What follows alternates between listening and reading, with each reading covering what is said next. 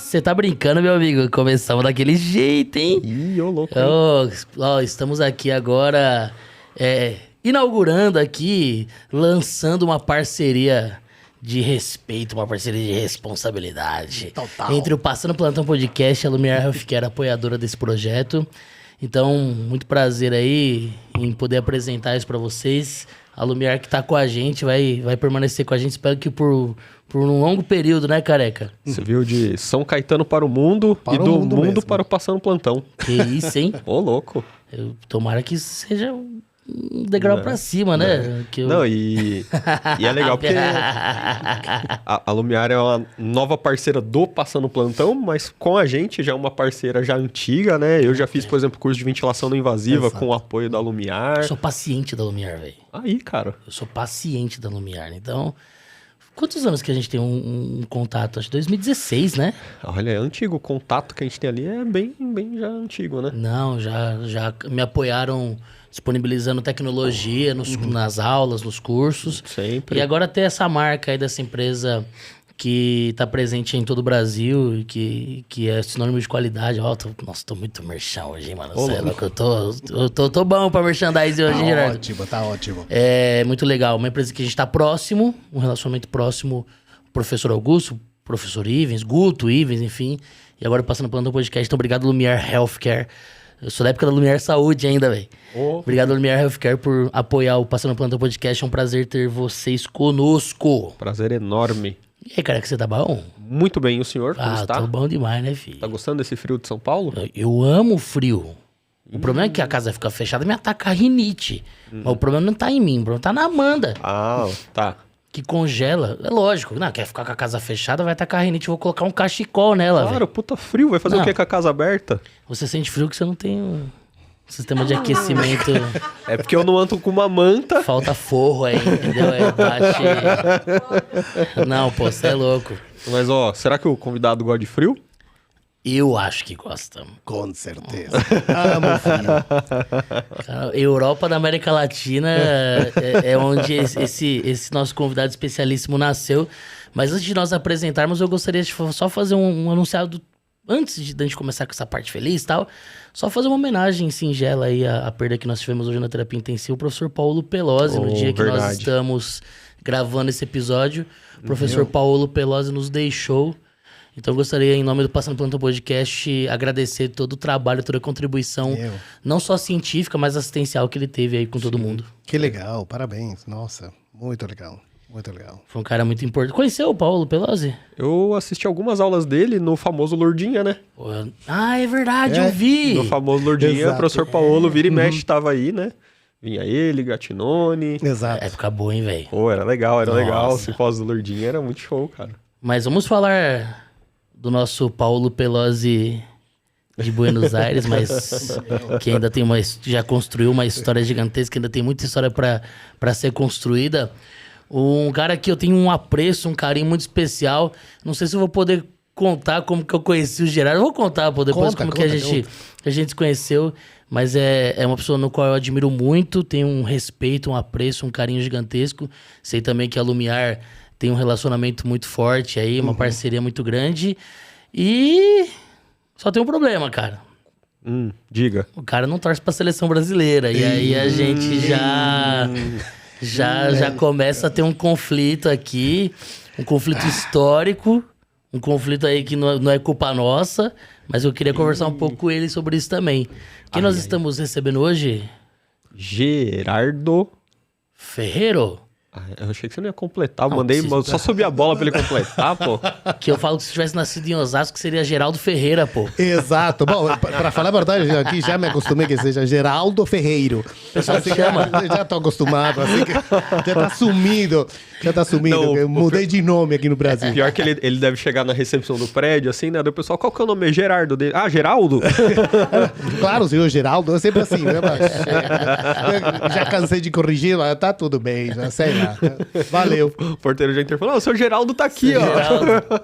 Pois é. Gerardo, obrigado por ter aceitado o nosso convite. É um prazer gigantesco receber você aqui. E tenho certeza que esse bate-papo vai ser muito à vontade, porque eu te conheço há uns anos já e a gente se dá super bem, né? Com certeza. Em verdade, eu sou quem agradece vocês pelo espaço. Em verdade, me sinto muito feliz de estar aqui. E, novamente, imagina, depois que você tiver a oportunidade de estar com o Dr. Paulo Pelosi, enfim, lembrando tantos anos, justamente da escola, que começou, em verdade, não? Justamente a fazer o Prono e começaram justamente os análises da tomografia axial computada, justamente para entender justamente como conseguir recrutamento com cambio de posição. Nossa, em verdade é uma honra estar aqui, não sei se da altura, nem perto disso, mas...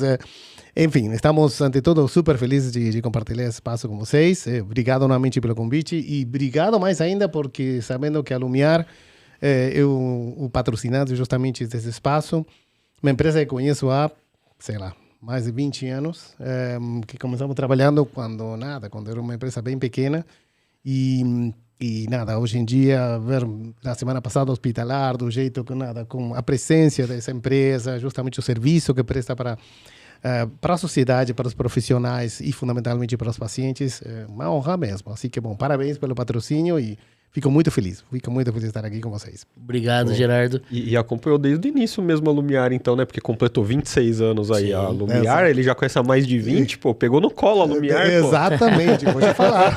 Vou te falar que sim. A gente tava lá no stand e tava aquela confusão de quem é o funcionário número 1 da Lumiar, né? Se é o Lauro ou a Laura. E a gente ficou sabendo que o Lauro fala, não, eu fui contratado pela Lumiar. Eu adoro essa conversa. O Lauro, fundador, até hoje o presidente da Lumiar. Exato. Mas ele falou que ele foi contratado pela Lumiar, não foi ele que fundou a Lumiar, né? Exato. Mas vamos lá, deixa eu apresentar um pouco, um resumo muito breve aqui, porque eu quero ver essas histórias. Inclusive foi citado por Maria Inês Feltrin aqui no episódio. Nossa, querida mesmo. Quero perguntar o seu lado dessa história também. Mas o Gerardo, ele é ninguém mais, ninguém menos do que eu vou tentar falar em inglês, hein? B4B Head, B4B Head, da ResMed, Latam, da ResMed. ResMed que é uma empresa líder aí no mercado de ventilação mecânica, não somente domiciliar, mas principalmente na terapia do sono. Exato. Reabilitação do sono como um todo.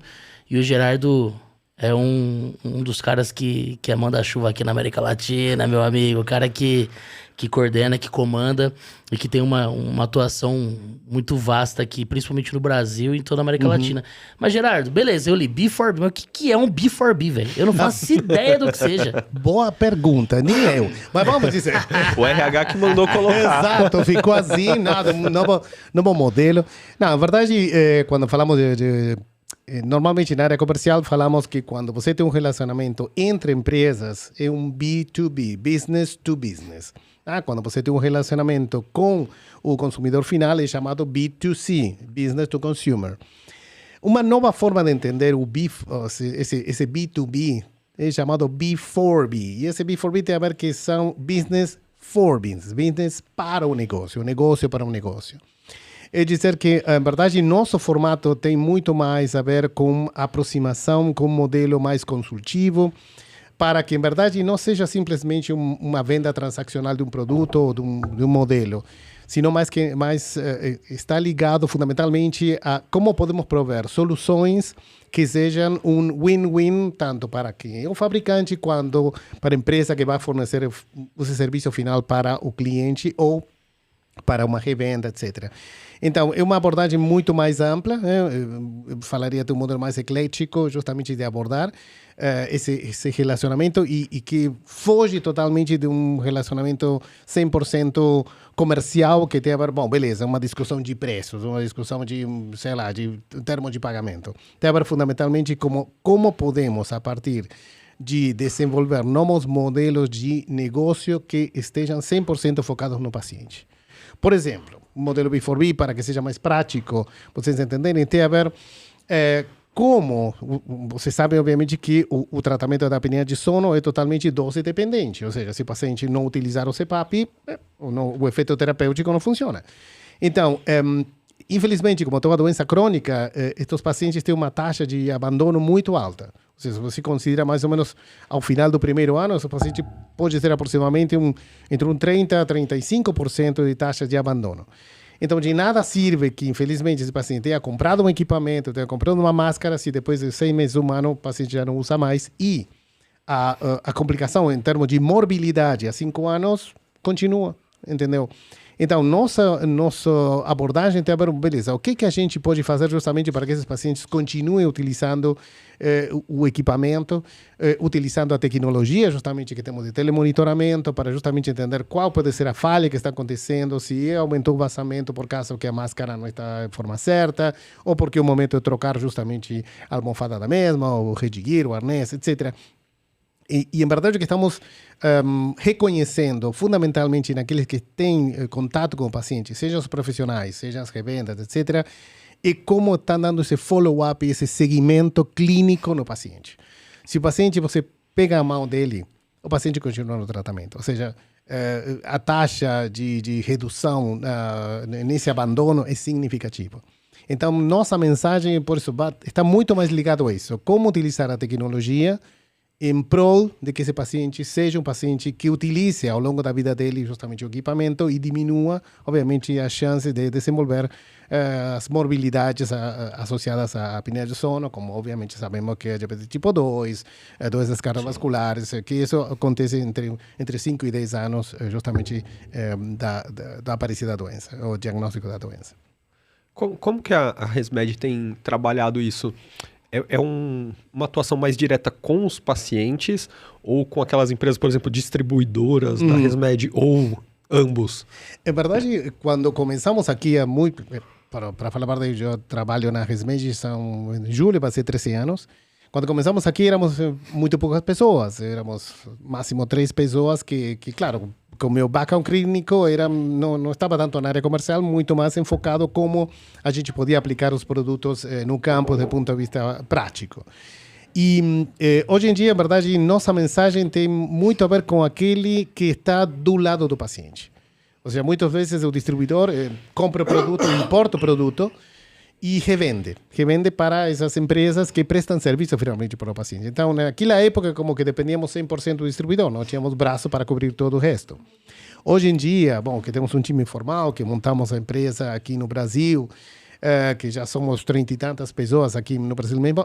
Claro, obviamente temos um modelo clínico comercial, falaria, que tem a ver com isso, justamente, como podemos chegar ao paciente através dessas revendas, que a maioria dos casos os donos são fisioterapeutas, portanto entendem a mensagem, entendem a linguagem, e também para você entender, em todo o nosso time, provavelmente por o viés que eu trago justamente da minha profissão, todos eles são fisioterapeutas com um modelo comercial, obviamente que tem uma função comercial. Então, eu acredito que justamente pela minha experiência de vida, porque, claro, minha formação é 100% clínica, eu trabalhei 20 anos na terapia intensiva no Hospital Maria Ferrer de Buenos Aires, que foi a primeira terapia intensiva que tivemos no país, foi fundada em 1956, onde ainda, para vocês terem noção, tínhamos pacientes em um lar Maria Ferrer, um setor específico do hospital, que ainda utilizavam o Iron-Lung, assim, pulmão de aço, o camocilante, enfim, todas aquelas técnicas justamente que foram secundárias à epidemia de pólio. Então, você já ventilou num pulmão de aço, Gerardo? Claro. Oh, nossa, não, por isso eu te falo. Ou seja, temos muita história aí. E por isso, quando eu vi justamente o título Passando Plantão, achei maravilhoso. Primeiro porque me traz essa memória de passar plantão. Foram 11 anos de plantão, desses 20 anos que trabalhei justamente nesse hospital.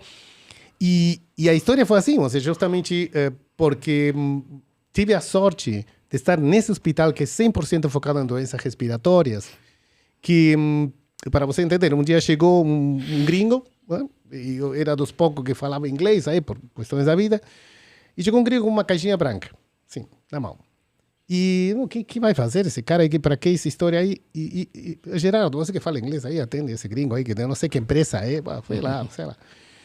E nada, era um representante da Respironics, daquela época. E trazia na mão o que depois todo mundo conheceu como S20, né? Depois chegou o S30, etc. E isso para quê? Não, meu amigo, isso é um novo modelo justamente que para tratar os pacientes com apneia de sono, blá, blá, blá, e também com pacientes de POC com insuficiência respiratória aguda. essa história aí, na minha época chegava o DPOC, pum, entubávamos e próximo. Ano 90, finales do 94. Bom, deixa a caixinha aí, sei lá, uma máscara horrorosa, sei lá, vamos dar um jeito com essa história aí. Até que chega o primeiro paciente. E digo, bom, estamos aí tentando, estamos com ambu, e já íamos justamente começar o processo de intubação. Então, íamos passar a medicação. Então, vamos levar essa caixinha, vamos testar aí. E coloquei a máscara. E manteve a máscara nele. Oronasal. Não, era nasal. Só nasal. Só nasal. Justamente para ver. Aquelas primeiras. Das primeiras, que era, nossa, de polivinilo, horrorosas, duras, mas enfim. Mas colocamos aí e nada, pusimos uma pressão X. Máscara nas horas desse tamanho. Claro, exato. Nossa. E o paciente que começa a se adaptar. E eu, para, não, já está para passar, obviamente, a medicação. Não, para aí, não passa nada, deixa lá. Bom, esse primeiro resultado já foi no ano, final do ano 24, gerou que dentro do hospital isso gerou uma revolução. Ou seja, bom, aí foi o primeiro paciente. Foi o primeiro paciente que coloquei e se adaptou e evitamos a intubação. Claro, tínhamos uma população enorme de POC nesse hospital. Inverno, frio, em Buenos Aires, imagina. Todo mundo chegava com exacerbação aguda, blá, blá, blá. Meu, os plantões aí passaram a ser justamente assim, a cara da ventilação não invasiva, a pressão positiva. Claro, ventilação não invasiva ainda tínhamos aqueles velhos aí dos pulmões de aço, a pressão negativa. Que ano que era, Gerardo? 1994. 94. Mais logo ou menos da publicação época... do Brochar. Então, porque a primeira foi em 91 e depois em 95 já publica justamente Brochar com toda a turma europeia. Claro, a partir daí começamos a... Bom, vamos estudar como que a história é bom. Tão errado não estamos, porque olha esses caras aqui, Brochar publicou isso. Então o paciente tá ficando bem. Está no New England, meu. Ou seja, tá Não, e pior que o trabalho do Brochar não tinha nem PIP naquele ventilador, era só pressão inspiratória. Não, claro, o 7.200, era o período Bennett, que a gente também tinha. Mas claro, começamos então a brincar entre a caixinha e os ventiladores aí da terapia intensiva, porque tínhamos naquele momento o 7.200. Meu, foi uma mudança na minha vida. Essa noite mudou a minha vida porque em verdade fizemos uma experiência clínica tão forte nesse hospital, baseado justamente pela população de pacientes que tínhamos, que era na grande maioria de POC, ou tínhamos muito neuromuscular, miastenia graves, obviamente pacientes que chegavam com exacerbação por miopatias, etc. Todo tipo de doença neuromuscular. E, em verdade, começamos a aplicar não invasiva assim, como se fosse uma forma do dia a dia, habitual. E, claro, fomos ganhando um monte de expertise, ou seja, no dia a dia, na prática. Daí foi que, bom, nada, foi começando a ficar sendo conhecido, apresentando os números do hospital, dando uma conferência aqui, uma conferência lá. Até que um dia, não sei como que chegou a história, ano 1996, chega alguém do Brasil, chega no hospital, eu quero conhecer Gerardo Ferreira, estou aqui, parabéns, obrigado. Nem falava português, nada, nem ainda. Hoje nem falo também não, mas naquela época era pior ainda. E, bom, sim, não veio a representação do Dr. Carlinhos Azeredo, porque queremos te convidar para um congresso, da Sobrafir naquela época.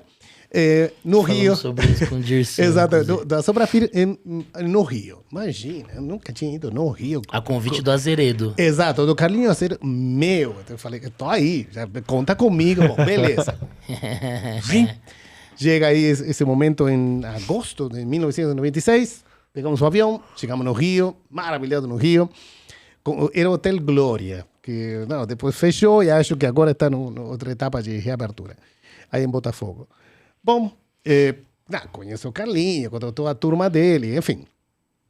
Super, super boa gente, é verdade, um luxo de profissional de pessoa. E bom, aí apresentamos, aí desse jeito, fizemos a apresentação de ventilação não invasiva, primeiras formas de entender justamente o análise das gráficas respiratórias, de fluxo, pressão, blá, blá, blá. E a partir daí, como que aí conheci o que era o diretor comercial da Respironics para a América Latina. Aí o cara gostou do jeito que eu apresentei, trocamos cartões E, bom, aí começou a história. Gerardo, estou precisando de alguém que faça a apresentação dos nossos produtos, que dê apresentações clínicas. Eu estou no hospital, tenho uma atividade privada, não tenho muito tempo. Não, mas pensa, enfim, como um part-time. Beleza, vamos lá. E aí comecei. Isso foi já em 98. Aí também fiz um fellowship program com a Associação Americana de Cuidados Respiratórios. Fiquei lá um tempinho em Houston e em Indianápolis. E, bom, daí comecei a viajar. Até que, bom, primeiro era viajar dentro da Argentina, depois me levaram para o Chile, até que um dia me convidaram aqui no Brasil. E digo, como que vou fazer? Bom, uma coisa é dar uma palestra no congresso, agora apresentar um produto, nem falo português. Eu adoro esse lance do Gerardo, que ele tá falando um portunhol, ele vai falar inglês, é um sotaque norte-americano, expertise. De repente ele solta um meu. De repente ele vira brasileiraço, assim, meu. Desculpa, Gerardo. Nada, querido, não, olha, não me deixe falar, porque não vou parar essa hora e meia. Por favor. Por favor, interrompa o que for necessário. Então, chegamos aqui, fez a apresentação do produto. Naquele momento estavam vendendo o Vision, que eu amei esse bicho, era maravilhoso. Usei demais. Usei muito. Não, era uma massa, você vê, esse bicho. Era um trambolho, Exato. mas Nossa. eu usei muito. Pelo amor de Deus, Mas- Pelo dente todinho. Ô, Gerardo, a Bia é Nutella. O ventilador mecânico mais antigo que ela mexeu na vida dela foi um Vela. Não quero nem falar com que comecei eu. Ele deixou ele pulmão de aço, pô. Imagina, mas o primeiro volumétrico que tínhamos, vocês escutaram como isso? Engstrom 150? Sim. Foi o primeiro ventilador volumétrico na história. Era uma coisa que tinha 2 metros de comprimento, dá para ventilar um elefante, juro, porque o pistão era desse tamanho. A gente já consegue saber como que eu vou conseguir ser ventilado se eu for pra UTI, né, Gerardo? Pelo amor, não, querido. Hoje em dia. Nossa, Ninguém cortou de mim. mas vou te falar, enfim. Questão que, claro, eu comecei a viajar, não sei, deu certo, parece que gostou do jeito que eu apresentava, enfim, eu sempre fui meio assim, não dá para ver, não posso ser muito formal, a coisa era bem interativa, bom. Aí, bom, comecei a viajar cada vez mais para o Brasil. Já era 2000 e demais, e falei, cara, não consigo, já não tenho mais cara para apresentar em espanhol, não dá, vamos estudar um pouquinho português, aí, pelo menos para fingir um pouco.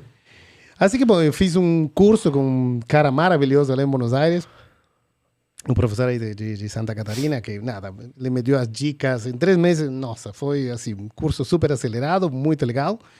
E Até o resto foi o prática. catarinense de Floripa fala bem acelerado, né? Nossa senhora. O curso é acelerado porque o catarinense fala acelerado, né? Mas o cara era muito bom, muito engraçado, as aulas eram maravilhosas. Bom, essa é uma história, voltei aí e continuei na Respironics, até que foi adquirida pela Philips. E meu parceiro número 1 era Lumiar. Por isso, a partir do ano 2000, nada, que conheci todo esse povo que você viu aí na feira hoje em dia, que são assim, gerentes, Laura. Bom, eu conheci a Laura quase enfim, de fralda, vou te falar. Era uma criança.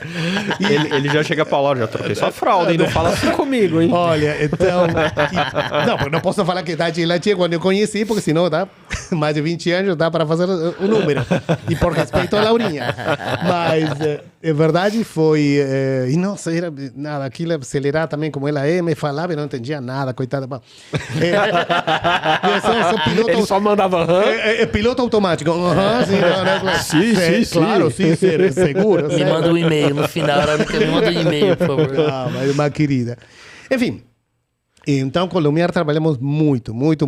Nada, fizemos lançamento daí do Synchrony, do velho Synchrony 1, do Synchrony 2. Lançamento do Synchrony. Imagina, né? Pô, lançamento do Synchrony não consigo imaginar. Não, imagina que naquele momento lançamos com AVAPS. Uau! Assim, eu cansei de dar a apresentação do AVAPS. Aí, nossa, que legal essa história, blá, blá, blá. Bom, até ano 2009, final de 2009, que fizemos o lançamento do Trilogy, que justamente também. E depois, bom, já na Philips eu não me sentia cômodo. Uma coisa era a Respironics, que era uma empresa incrível, era maravilhosa, dava prazer trabalhar aí. Até que, bom, aí chegou a proposta da Resmed, que era concorrência, que era meu mentor e meu chefe, quando ele ficou sabendo que ia mudar para a concorrência, não me falou por humano. Simplesmente assim. Eu cruzava ele no congresso, nos eventos. O cara... Não olhava pra você. Eu ficava assim, ia dar a mão e o cara passava nem... Meu Deus, Gerardo. Acho que pegou um pouquinho no coração. Você acha que ficou chateado? Não, mas... Não, De onde que ele era? Ele, em verdade, é americano. Héctor Lozano foi meu mentor. Continua sendo meu professor ainda hoje, porque todo o meu respeito. E... Mas já voltaram a se falar. Claro, não, em verdade, até Isso porque era americano. Imagina se fosse latino-americano. Não, Rapaz, não tava falando até hoje. Não, ou seja, falava até hoje. ele é nascido nos Estados Unidos, mas era mais mexicano do que... Héctor Lozano. Imagina, você vê a ele nada, era um charro, cara. Assim, não, e para ele ficava bravo, né? Ah, mexicano? Não, sou gringo. Sou americano. Não, querido, um senhor em todo sentido. Mas, até que um dia estamos, sei lá que não era, estamos num congresso, cruzei a ele no México, e eu fui cumprimentar, o cara também olhou para outro lado assim, bom, Héctor, pelo amor de Deus, tá bom, se você não quer falar comigo, tá tudo bem, só saiba que ainda eu te admiro, te respeito, eu te considero meu amigo, e respeito a tua posição. Você quebra o cara no meio. Aí, coitado. Não tem... Só lágrimas correndo. Exato, assim, assim, você saiba que você vai ser sempre meu mentor, meu amigo, e que respeito a tua posição. Se você não quer falar comigo, está tudo bem, mas eu vou te seguir mirando a vida toda. E é verdade. Ainda hoje. E nada, aí cortou o assunto e, bom, aí a história voltou quase à normalidade. Assim que... Mas no meio, claro, eu ainda estava no hospital, estava na minha consulta privada, estava atendendo pacientes que tinham uma Você ficou na Respironics na assistência. Então, ainda estava no hospital. Mas, claro, que no hospital eu já tinha quase 20 anos, me deixavam fazer qualquer coisa. Olha, eu tenho que dar uma palestra, sei lá, em Colômbia. Vai, Gerardo. Vai. Já estava tudo bem. O povo estava até agradecendo. Vai. Eu estou achando que era isso mesmo. Estou achando que era isso mesmo. Vai. Não precisa montar, não. Vai. Por que meu nome não tá nem na escala mais? Mas então que... Era só uma ajudinha já. Exato. E então, claro, já era, não sei lá, que já era 2008, por aí. E não conseguia mais. Ou seja, porque, não, estava na consulta privada, sei lá, tinha pacientes aí, tinha uma consulta de reabilitação respiratória, claro, tinha os caras na esteira, medindo a saturametria, dando aí protocolo. E me ligavam daqui, me ligavam de lá, caramba. Não dá. E cada que viajava tinha que colocar outro colega para me cobrir na consulta privada. Bom, até que um dia eu falei, bom, chegou o momento, tenho que tomar alguma decisão. Eu já estava com 40 anos, uma coisa assim. E falei, bom, ou continuo com a minha profissão na forma assistencial como estou agora, que estava super bem, ou mudo de vida. E, bom, dei uma virada, mudei 100% da minha vida, me dediquei... entrei na área comercial, é o que sempre falo, não? Era um Jedi e virei Darth Vader. Você cruzei o lado escuro da força e não voltei. Mas uma coisa que tem nossa profissão, não? Que tem a maravilha em nossa profissão, que é justamente isso. A gente, mesmo estando responsável de uma área comercial, nunca deixei para trás o lado clínico. Sempre a estratégia comercial, a abordagem comercial está 100% ligada a um resultado clínico sempre focado no paciente. E é por isso, como eu te falo, meu time comercial é clínico comercial, ou seja, é o grande diferencial que tem a gente. Esse é o grande diferencial e abre portas justamente para profissionais da área da saúde como fisioterapeutas e demais, para pensar como um cara pensou quando tinha 40 anos, por que não? Estou feliz com o que estava fazendo, mas, bom, até aqui cheguei. Acho que já não quero mais plantão, já não quero mais hospital. Eu juro, eu pensei que ia morrer. Quando falei a admissão do hospital, eu digo, meu, o que estou fazendo? 20 anos da minha vida, nossa. E 30 dias depois, estava perfeito. Estava feliz. Já nem lembrava mais, nem, né? Juro, nossa, nem lembrava mais. Por isso eu falo, acho que... essa maravilha de passar plantão tem a ver com uma história de vida, tem a ver com justamente com um conceito fundamentalmente do compromisso. E eu acho que nossa profissão tem isso aí. Ou seja, quando você está na terapia intensiva, quando você está ajudando esse paciente a sair dessa situação de crise tão dura que está passando, e quando você consegue estudar esse paciente, consegue decanular esse paciente consegue se recuperar depois de ter passado um estresse horroroso, não tem preço. Mas é o compromisso. É o compromisso com o paciente, compromisso com um mesmo, compromisso com se manter atualizado, compromisso com o estudo, com estar ligado às novas tecnologias. E isso que em verdade nunca admito de um colega, ou qualquer profissional da área de saúde. Você não pode ficar assim, nada, é uma cama 1, cama 2, não, é um paciente. Então, esse é o ponto que, em verdade, eu entendo que nossa profissão, pelo grau de contato que temos com o paciente, gera esse relacionamento que está muito ligado ao compromisso. Muito ligado ao compromisso. Então, é um prazer saber que, bom, assim como deu para me realizar mesmo na área profissional como na área assistencial, eu me sinto muito realizado também na área comercial. Que se alguém me perguntasse, 32 anos atrás, quando me formei, cara, você vai estar morando no Brasil, vai estar falando português, vai estar fazendo aqui um podcast, passando plantão e vendendo equipamento. Você está doido da cabeça. Você nem sabe do que está falando. Mas, em verdade, por isso, esse é um convite para todos os colegas, né? Que podemos fazer a assistencial, sem dúvida. E é fundamental. É fundamental. Eu não estaria feliz de fazer o que eu faço se não teria tido toda a experiência que eu tive. Senão, em verdade, estaria falando porque fala os livros. Estaria falando desde a teoria e não desde a prática. Sim. Porque aí, quando a coisa marca a diferença. Você percebe notoriamente quando um colega tem horas de voo, tem horas de plantão. É nítido. É muito evidente muito diálogo. Entendeu?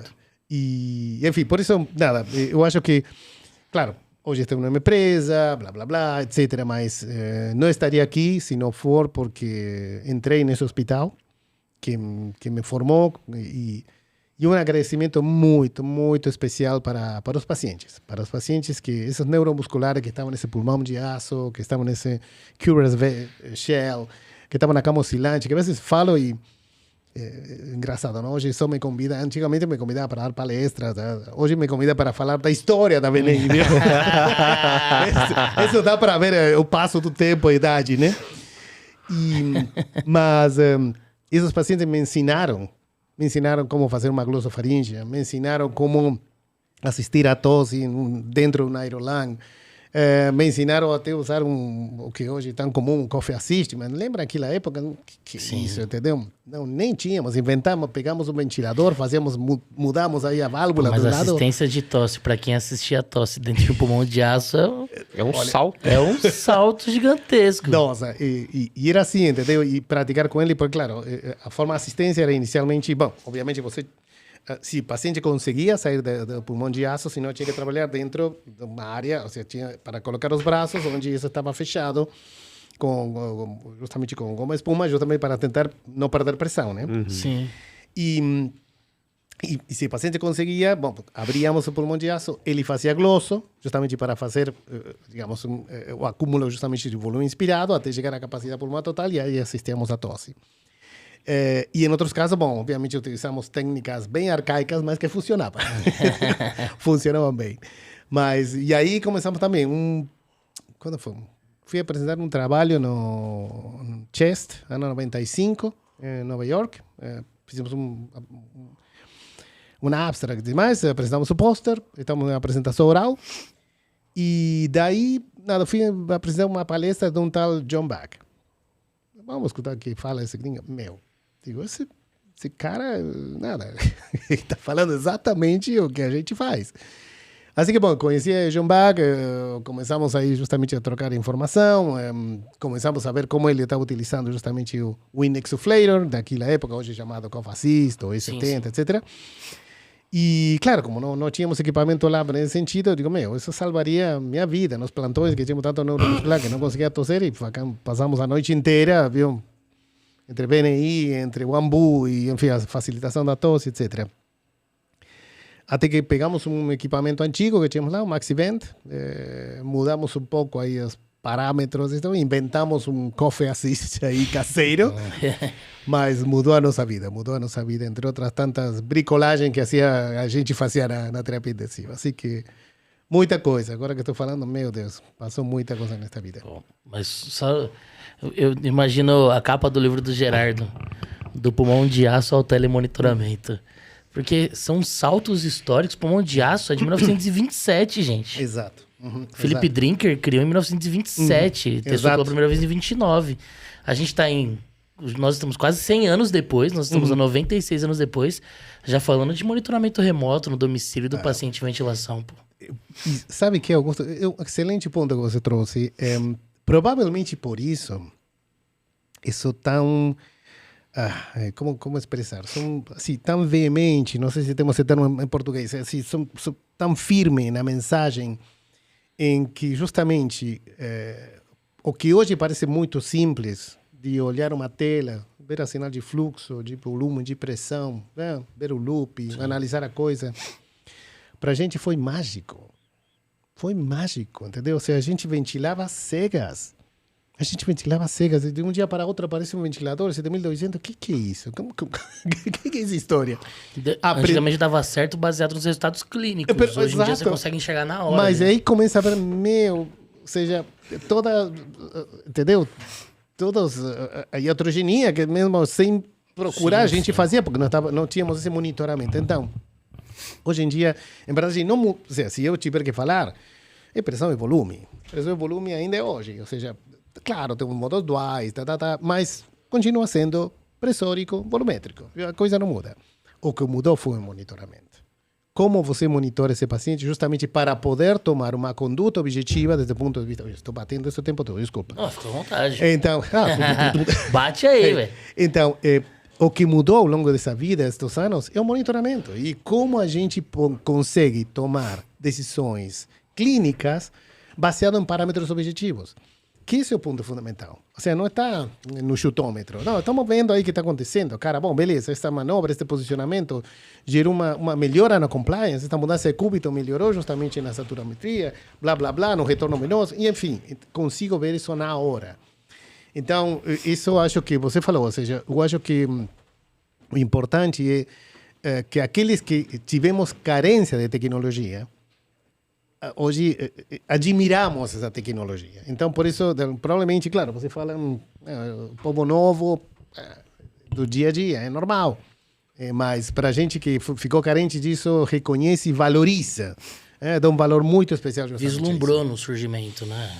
Nossa, e o aprendizado que gerou isso. O aprendizado, porque depois, nossa, e sabe que quando começa a analisar essa história, e aí começam a aparecer os trabalhos científicos, que, nossa, era exatamente o que eu estava vendo, que eu não estava entendendo, era isso aí, enfim.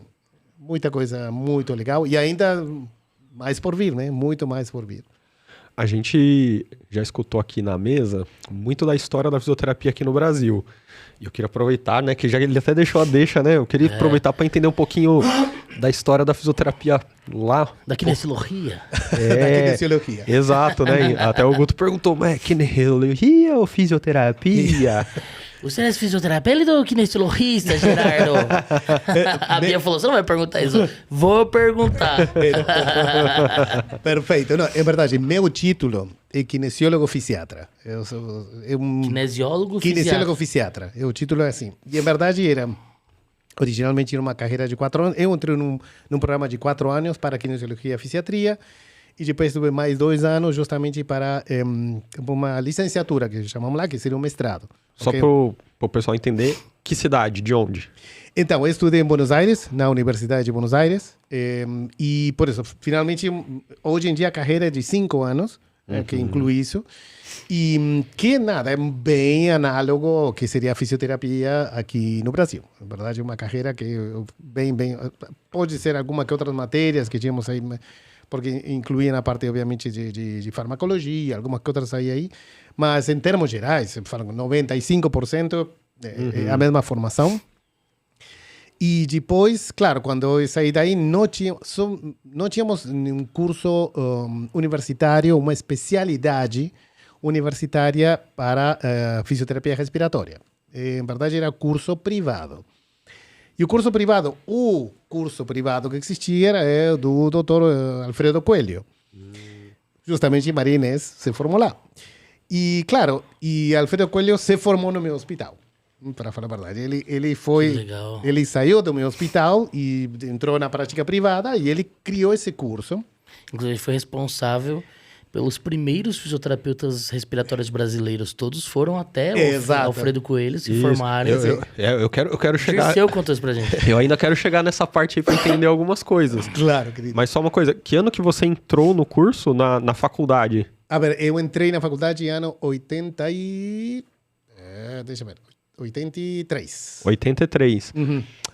Lá, de quando que vem os primeiros cursos? De quando começa a carreira de kinesiologia lá? Ai, boa pergunta. Isso tinha começado...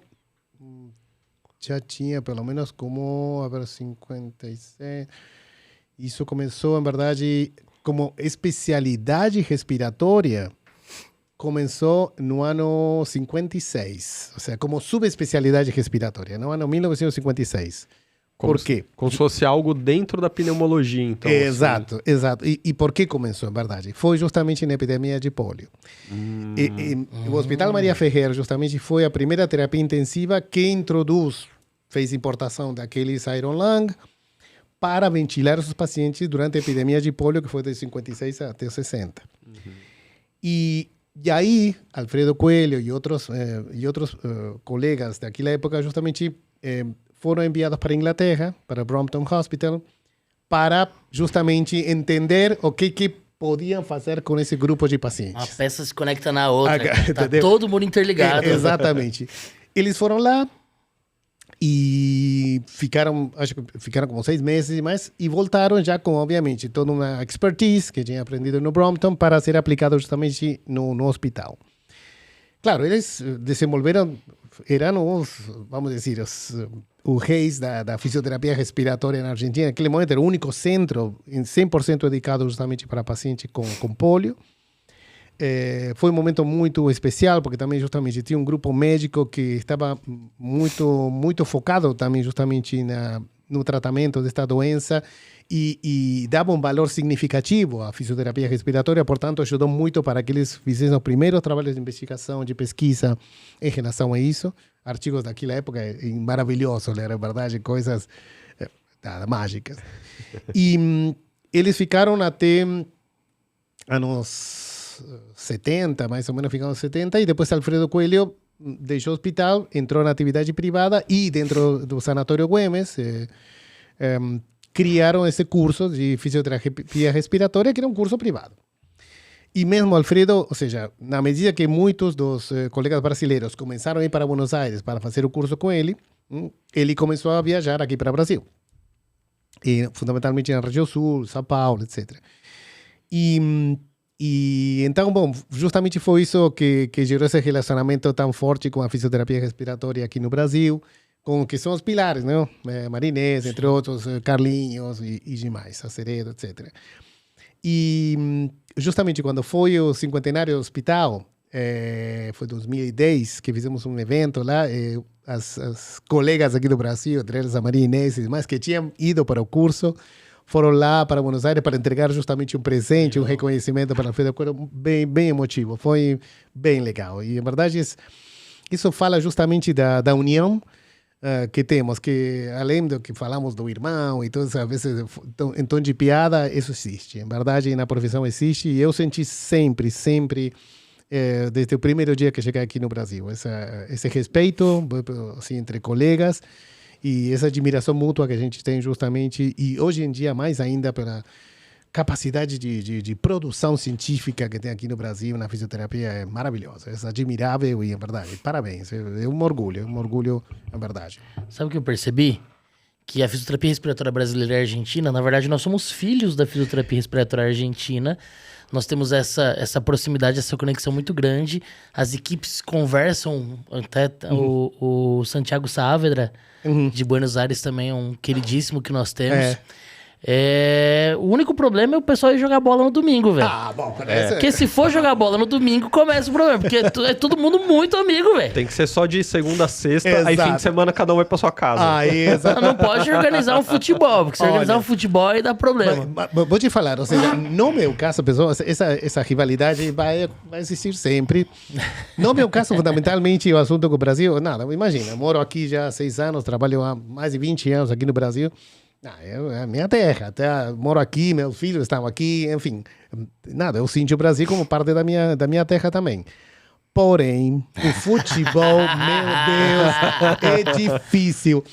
E eu acho que muito, claro, historicamente, quando eu sempre lembro, bom, beleza, eu admirava o futebol brasileiro que era criança, que eram os campeões, até o ano 78, que a gente obteve o primeiro campeonato mundial, Moisés eram os líderes, eu só lembro essa seleção. Sua adolescência foi boa, velho, naquele campeonato mundial. Opa, nossa, isso não, como gritei, meu, esse é 86, mas como esse de último, nem falar. Mas é outra história. Mas eu sempre falo, cara, depois de ter assistido Brasil, a final Brasil e Itália, de 1970, que você não sei nem se tinha nascido, mas eu assisti, era criança e assisti. Depois O de Ives ver era cabeludo nessa época. depois de ver esse jogo, esse Brasil imparável, nossa, acabou. Depois, isso foi assim. Então, em verdade, claro, essa rivalidade ainda aumentou, porque assim, nossa, se a gente consegue ganhar contra esse time, contra essas pessoas, nada, o top do mundo. E os anos 80, a seleção brasileira era forte. Vixe, quando a Argentina ganhou o segundo título. Exato, nossa. Bom, Você pegar cada posição ali, cada jogador era... Meu, nada, essa semifinal França-Brasil, ainda lembro de 86, meu Deus do céu, era para chorar, foi para chorar mesmo, porque, nossa... Mas ele escondeu uma informação que eu perguntei, eu vou perguntar aqui agora, no episódio. Falei, Gerardo, qual é o seu time do coração? Onde você nasceu? Que cidade você nasceu? Eu nasci em Buenos Aires, Buenos sou portenho, Aires. eu sou portenho mesmo. Tá, e qual é o seu time do coração? Meu time de coração lá na Argentina é o Racing. Agora, que é da cidade de Avellaneda. Porque, enfim, sei lá. Eu acho que, nada, também eles ganharam aquele momento era a Copa Intercontinental, viu? Que era como se fosse a Copa do Mundo de clubes hoje em dia. Sim. O Racing ganhou no ano 66 contra o Celtic aí da Escócia. Eu acho que fiquei, nossa, eu sou os campeões mundiais, eu quero ser desse daí. E fiquei. Mas não é uma coisa assim de paixão e nada assim. Em verdade, a única paixão é a Copa do Mundo. Para mim, é assim. Seleção argentina. A seleção. E no Brasil, tem algum time que você torce? Olha, sim, estou torcendo a vezes pelo São Paulo. É isso. Gente, Mas, acabou o episódio, obrigado, viu? Nossa, estou aberto a umas propostas. Não, Okay? mas sabe o que é engraçado? Que ó, não, o São Paulo contra o Racing tem um bom retrospecto. A gente costuma ganhar do Racing sempre na Libertadores. Não, sim, sem dúvida, sem dúvida. Não, sim, é verdade. Era pra ele ter raiva, né? Era pra ele ter raiva do São Paulo. Não, mas será porque estou aqui em São Paulo, será por respeito, enfim. E não queria entrar nessa briga entre Palmeiras, Corinthians. Não, fica no tricolor. Não, a gente Exato. briga por você, relaxa. Mas, ó, você sabe qual que é a minha primeira lembrança de Copa do Mundo? Copa do Mundo de 90, Brasil e Argentina. E o... Aquela garrafinha de água. Nossa. Não, e eu lembro do gol até hoje, aquela bola Nossa. chutada cruzada assim. Nossa, não, e o não. Brasil sendo eliminado pela Argentina. Nossa, Puta, cara. esse foi o jogo mais injusto da vida. Meu. Nossa, Brasil tinha, creio que de 90 minutos atacou 85. Pá, pim, pum, não entrava bola porque não tinha que entrar. Foi assim, uma genialidade. Se a gente passa ali, provavelmente a gente seria campeão. Grande chance. É grande chance, claro. E nada, uma genialidade Maradona, passou a bola para a Canija e pum. Sim, foram 30 segundos, eu assim, não, eu gritei como se for, não sei. Porque imagina, ganhar contra o Brasil, que estávamos sofrendo, era Lá uma em casa, coisa... aquele silêncio. Não, sim. Não, foi, não, Ensurdecedor. eu reconheço, foi totalmente injusto, porque o jogo era 100% do Brasil. Eu tava pra fazer 6 anos, eu lembro desse gol, é a única coisa que eu lembro da Copa de 90 é esse gol. Eu era muito novinho, eu não lembro. Nossa, mas foi assim, nada, já o jogo estava por acabar, já ia para... O que foi mais silencioso? Esse jogo de 90, a final de 98 ou 7-1? Olha... A final de 98 eu lembro. Cara, Mas foi um velório no Brasil, assim, contra a foi- França. foi pesado que também, já foi começou, 3-0. já, claro, já tinha começado feio, né? O fato é que o próprio Ronaldo, pum, o que aconteceu Tudo aqui? aquilo, Tudo né? começou ruim. Mas não sei, eu acho que 7-1, não sei. Para mim foi... Não, o 7x1 já tinha uns memes, né? Eu adorava os memes do 7x1, me divertia vendo aquilo. Nossa, mas até não, dava dor, juro. Eu estava saindo, lembra que estava... Tinha saído de ver um paciente que ainda estava atendendo aí e tinha que me encontrar com a banda de rock que íamos fazer um ensaio e junto estava o jogo. Eu estava escutando o jogo na rádio até chegar aí o lugar. Eu cheguei cedo, vou assistir o jogo, era um café. Meu, eu cheguei, eu subi o carro 1-0. 5 minutos, 2-0. Puxa vida, bom. Não, mas já estava, eu cheguei lá e estava, chega, para aí, não, ninguém merece. Já dava dor mesmo. Não tinha chegado nem a primeira cerveja ainda, já tava atropelo. Já. Aquilo foi inexplicável.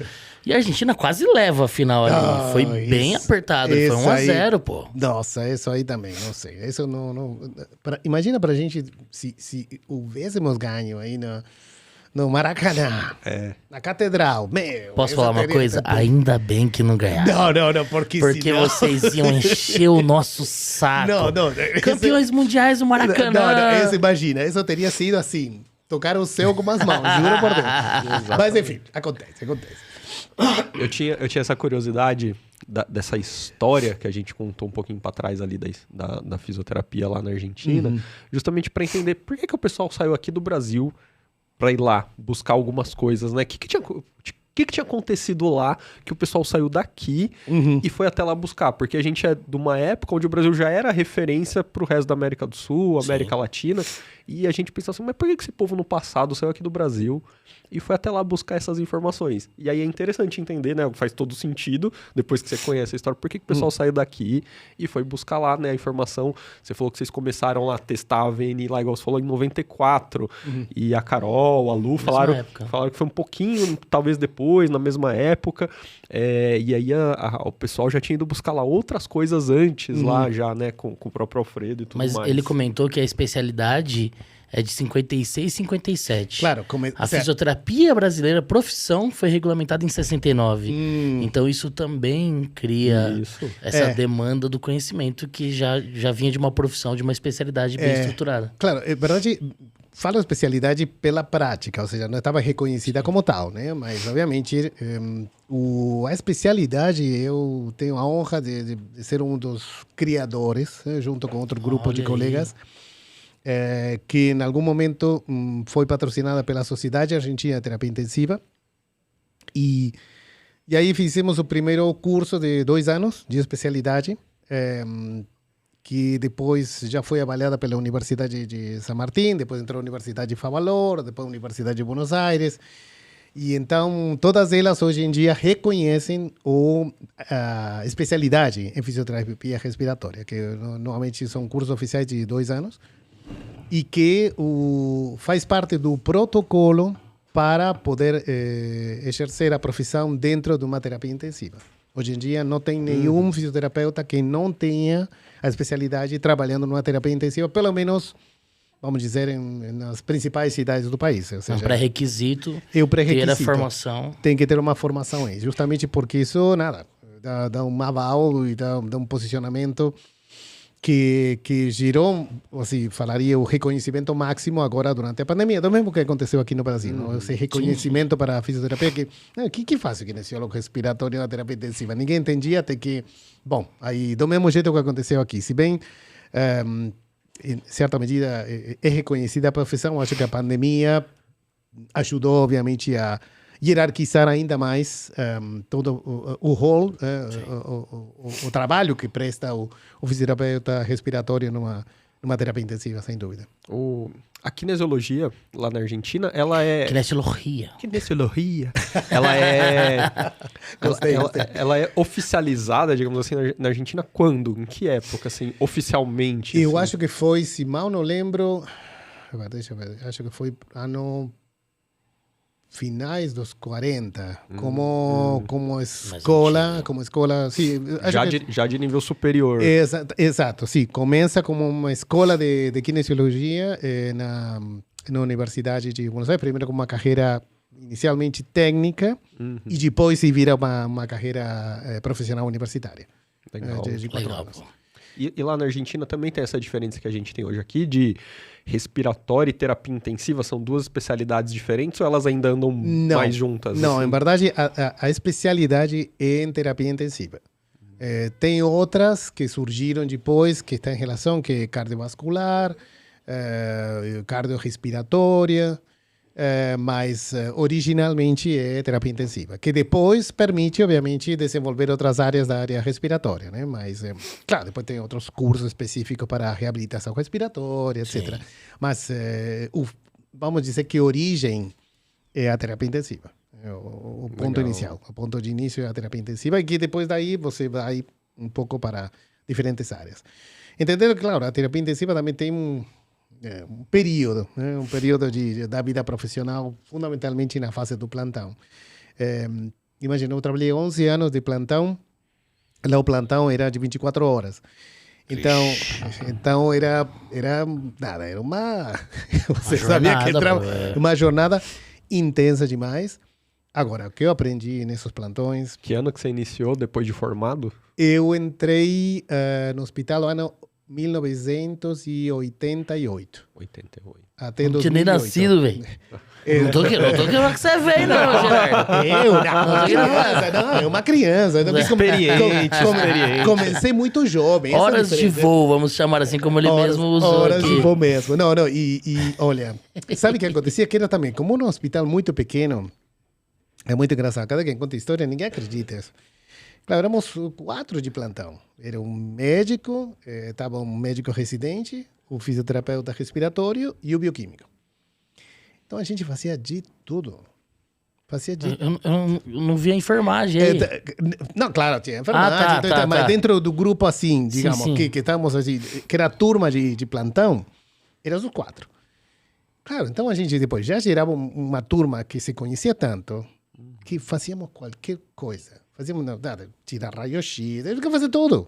Tínhamos que fazer tudo. Ou seja, nada, traqueostomia, fazíamos qualquer coisa. Então, o aprendizado, que em verdade eu sempre falo que nos primeiros anos da minha atividade hospitalar, em verdade quem mais me formaram foram os médicos. A nossa formação naquele momento foi muito orientada para a área médica. E eu agradeço porque, em verdade, que aprendimos muito, tinha fundamentalmente com, primeiro, a ler artigos. Eu nem sabia que existiam os artigos. A ler os artigos, a discutir os artigos. Então, de plantão, tomamos mate, chimarrão, tomamos um café, não sei, 2 da manhã, lendo um artigo. Um case report. Aprendi isso. E o mais legal que aconteceu justamente na minha vida foi isso, que a partir desse aprendizado, quando começou isso no ano, foi mais ou menos a início do 2000, começou a residência para os fisioterapeutas. Legal. Então, essa residência de 3 anos levava justamente um roteiro de 3 meses por nosso hospital, de diferentes hospitais da Argentina. Então, começamos a receber os residentes. E aí, éramos nós que transferíamos esse conhecimento prático para esses novos residentes. Então, isso também ajudou muito a mudar o nível, justamente, de preparação dos colegas, não? Porque esses residentes que saíam da residência, depois entravam no curso superior, depois entravam no curso de especialização e demais. Mas tinha um nível de formação que era superlativo, era outra coisa. E isso, então, tudo que tínhamos aprendido era o momento justamente agora de transferir. Mas também fazíamos essa parte de educação e docência com os próprios médicos residentes que também faziam esse roteiro dentro do hospital. Assim que havia nada, imagina, quando chegava um residente, médico residente, se formava nesse hospital. Para ele, a fisioterapia respiratória era o normal, era o natural. O cara veio, Gerardo, como que é isso? Gerardo, como que mexo aqui no ventilador? Gerardo, como é essa história? Quando esse cara saía daí, se formava e entrava na terapia intensiva, o primeiro que solicitava era o fisioterapeuta respiratório especialista. porque o cara se formou dentro desse time, desse conjunto. Então, nunca houve essa coisa histórica, antiga, que, não, porque o médico é uma coisa, fisioterapeuta... Nada a ver. Éramos um conjunto, éramos, na verdade, um time super unido, onde cada um tinha um rol bem claro, bem específico, e a coisa funcionava muito bem. A coisa funcionava muito bem. E ainda hoje a coisa é assim. Então, claro, isso provavelmente acontece nas principais cidades. Quando você vai no interior, aí provavelmente, como acontece em todo lugar, você fisioterapeuta provavelmente tem que fazer de tudo. Porque não dá para só se dedicar à área respiratória. Mas, mesmo assim, a coisa está mudando positivamente nesse sentido. E que, por isso, um paralelo do que eu vejo aqui no Brasil. Né? Ou seja, mas, novamente, eu acho que aqui... esse aprendizado que provavelmente no início vocês pegaram da gente, hoje em dia vocês nada, então, aí decolaram fundamentalmente na área de pesquisa. É admirável ver toda a produção científica aqui do Brasil na área de fisioterapia respiratória, admirável mesmo. Uma das coisas que a gente fala é que as questões geográficas brasileiras e elas limitam bastante a gente conseguir ter um discurso uniforme. Um país do tamanho que é o Brasil, com o número de população que tem, enorme, com o número de profissionais que tem, obviamente dificulta a uniformidade do discurso. Mas a gente tem percebido, sim, um avanço, uma busca pelo conhecimento, um aumento do acesso à informação. Isso cria outras preocupações, outras discussões? Cria. Mas o Brasil, ele... despontou muito nessa luta, nessa busca incessante pela produção científica. Eu acho que o Brasil, ele, de fato, é um destaque internacional. A fisioterapia brasileira é um destaque na produção científica, mas eu queria que todo mundo, até quem está assistindo a gente, tivesse mais conectado à ciência, tivesse mais conectado às publicações, como foi o que o Gerardo comentou. Um dos diferenciais da carreira dele foi aprender a ler e discutir literatura científica. O Ivens, eu sempre falo, ele produz ali discussões de papers, mas a gente sabe que o ideal seria que mais gente acompanhasse, né, Ivens? Mais gente assistisse. Meu sonho é que a galera chegue no meu vídeo e pergunte, fala assim, você tem certeza disso aí? Porque eu entendi de outro jeito. E discorde, Eu queria que eles chegassem no meu vídeo e discordassem, porque a galera é muito passiva. Você vai lá, você faz um vídeo, a galera assiste e meio que, tá tudo bem. Sim, eu queria que a galera fosse lá e alguma pergunta, cri, ninguém fala nada.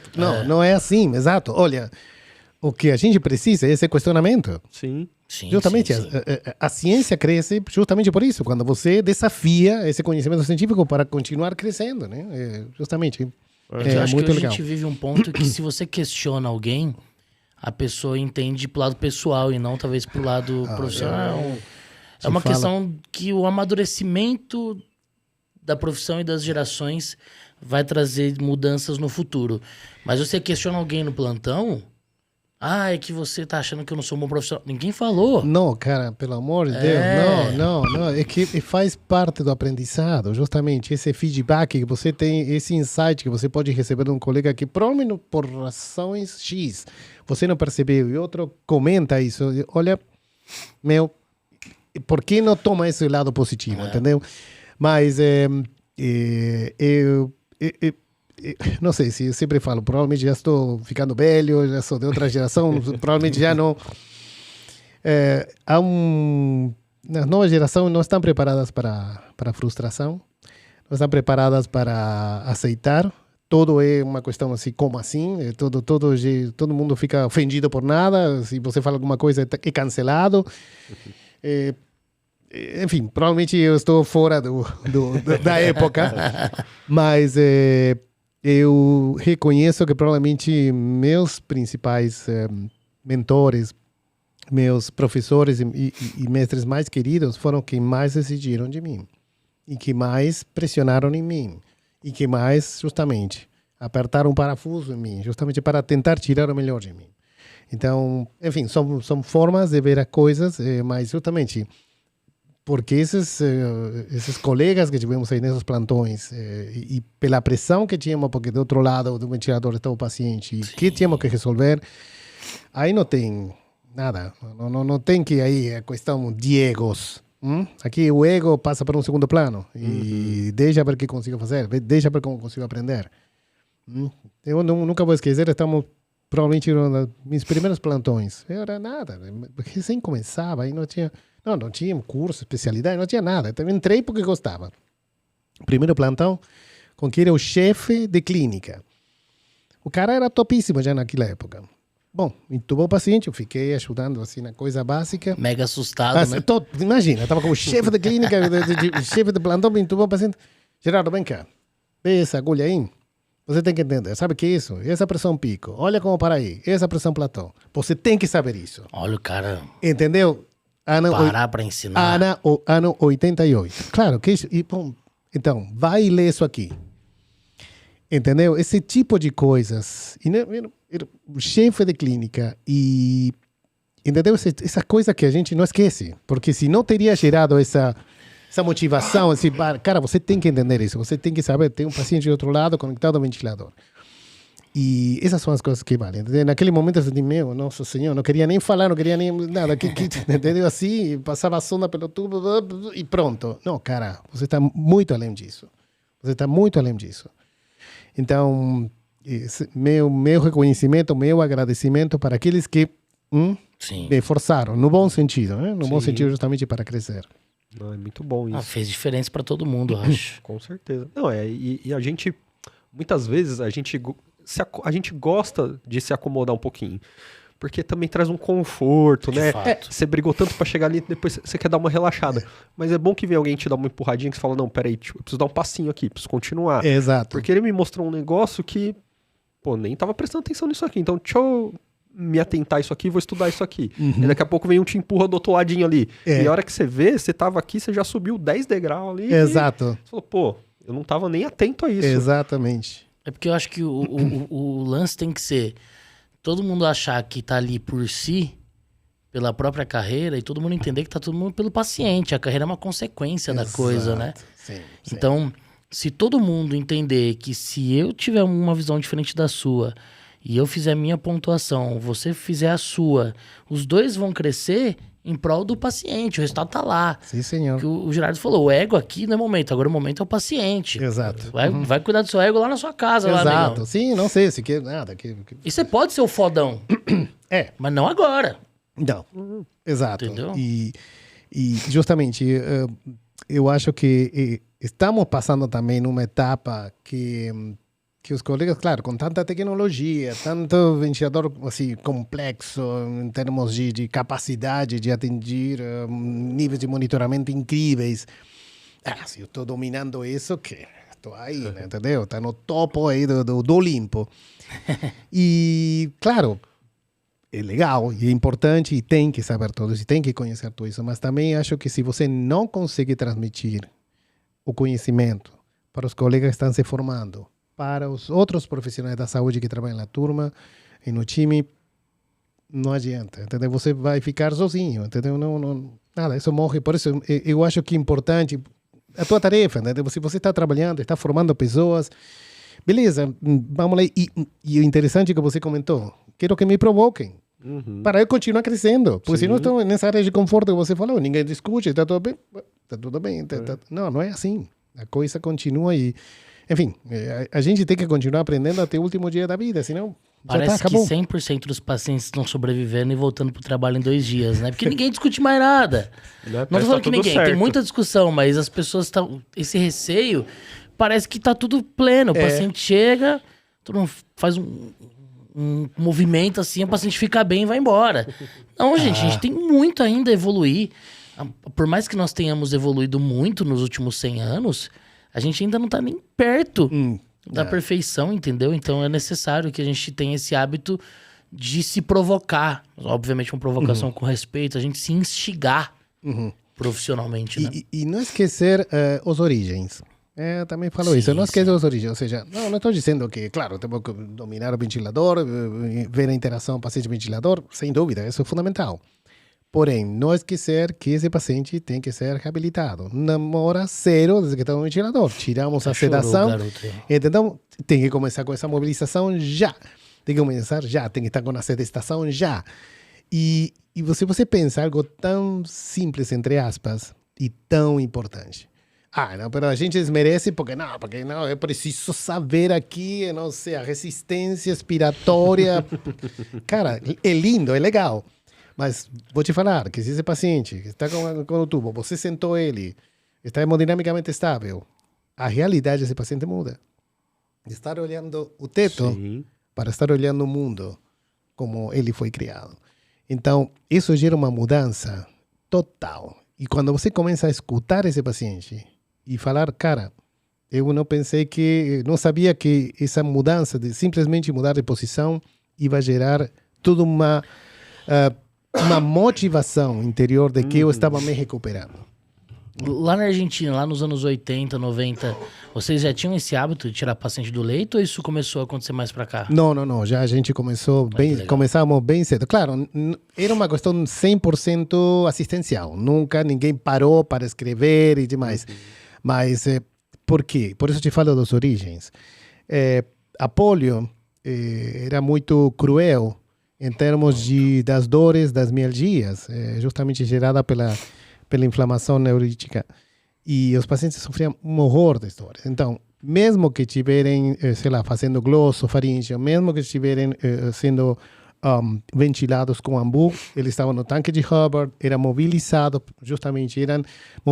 colocados pano quente naquela época, justamente para tentar diminuir as dores das mialgias pela neuropatia. Então, esse conceito de mobilização precoce vem dos anos 50, se for o caso.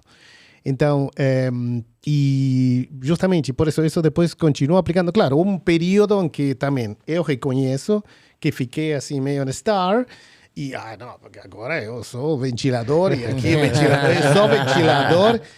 Até que... Um ambu humano. Exato. Que não precisa mobilizar, não, deixa lá, não, contrapostural para quê? Não. Até que, novamente, viu um processo, um ciclo que você cai outra vez, ficha, puxa vida, por que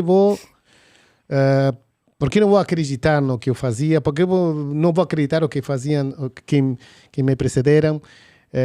E hoje em dia é totalmente fora de discussão. Ou seja, todo mundo sabe que esse paciente precisa de uma mobilização precoce desde que está em condições hemodinâmicas como para poder começar com uma sedestação, começar com uma exercitação básica, assim que...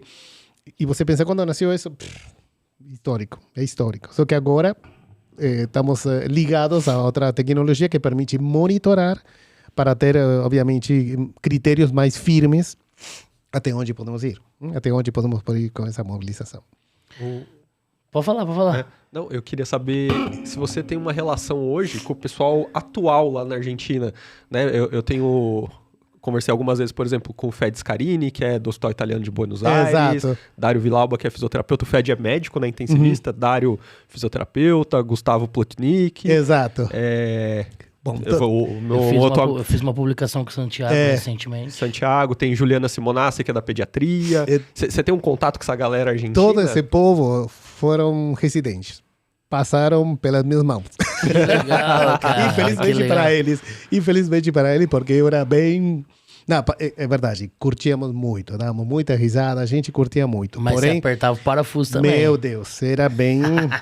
É verdade, éramos uma dupla.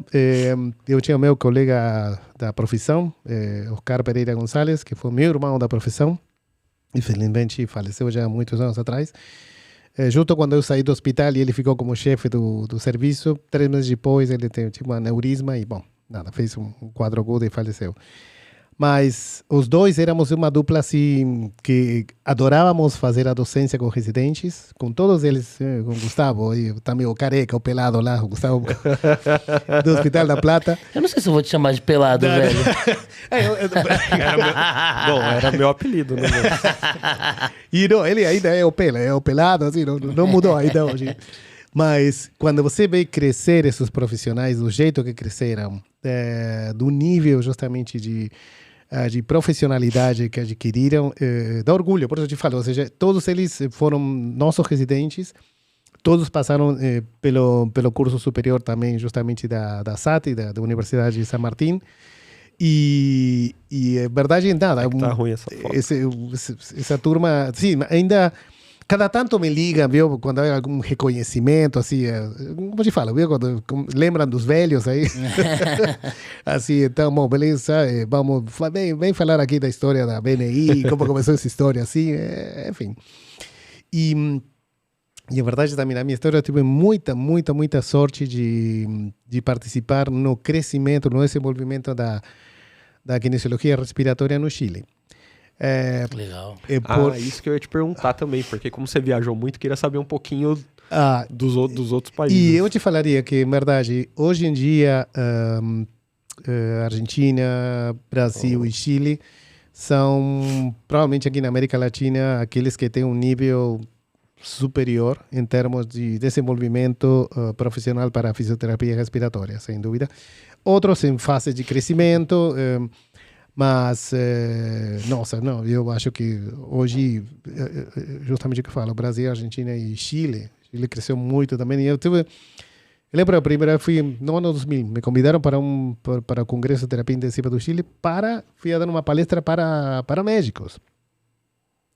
E aí me falaram, não, tem um grupinho de fisioterapeutas, kinesiólogos respiratórios que estão fazendo um congresso paralelo.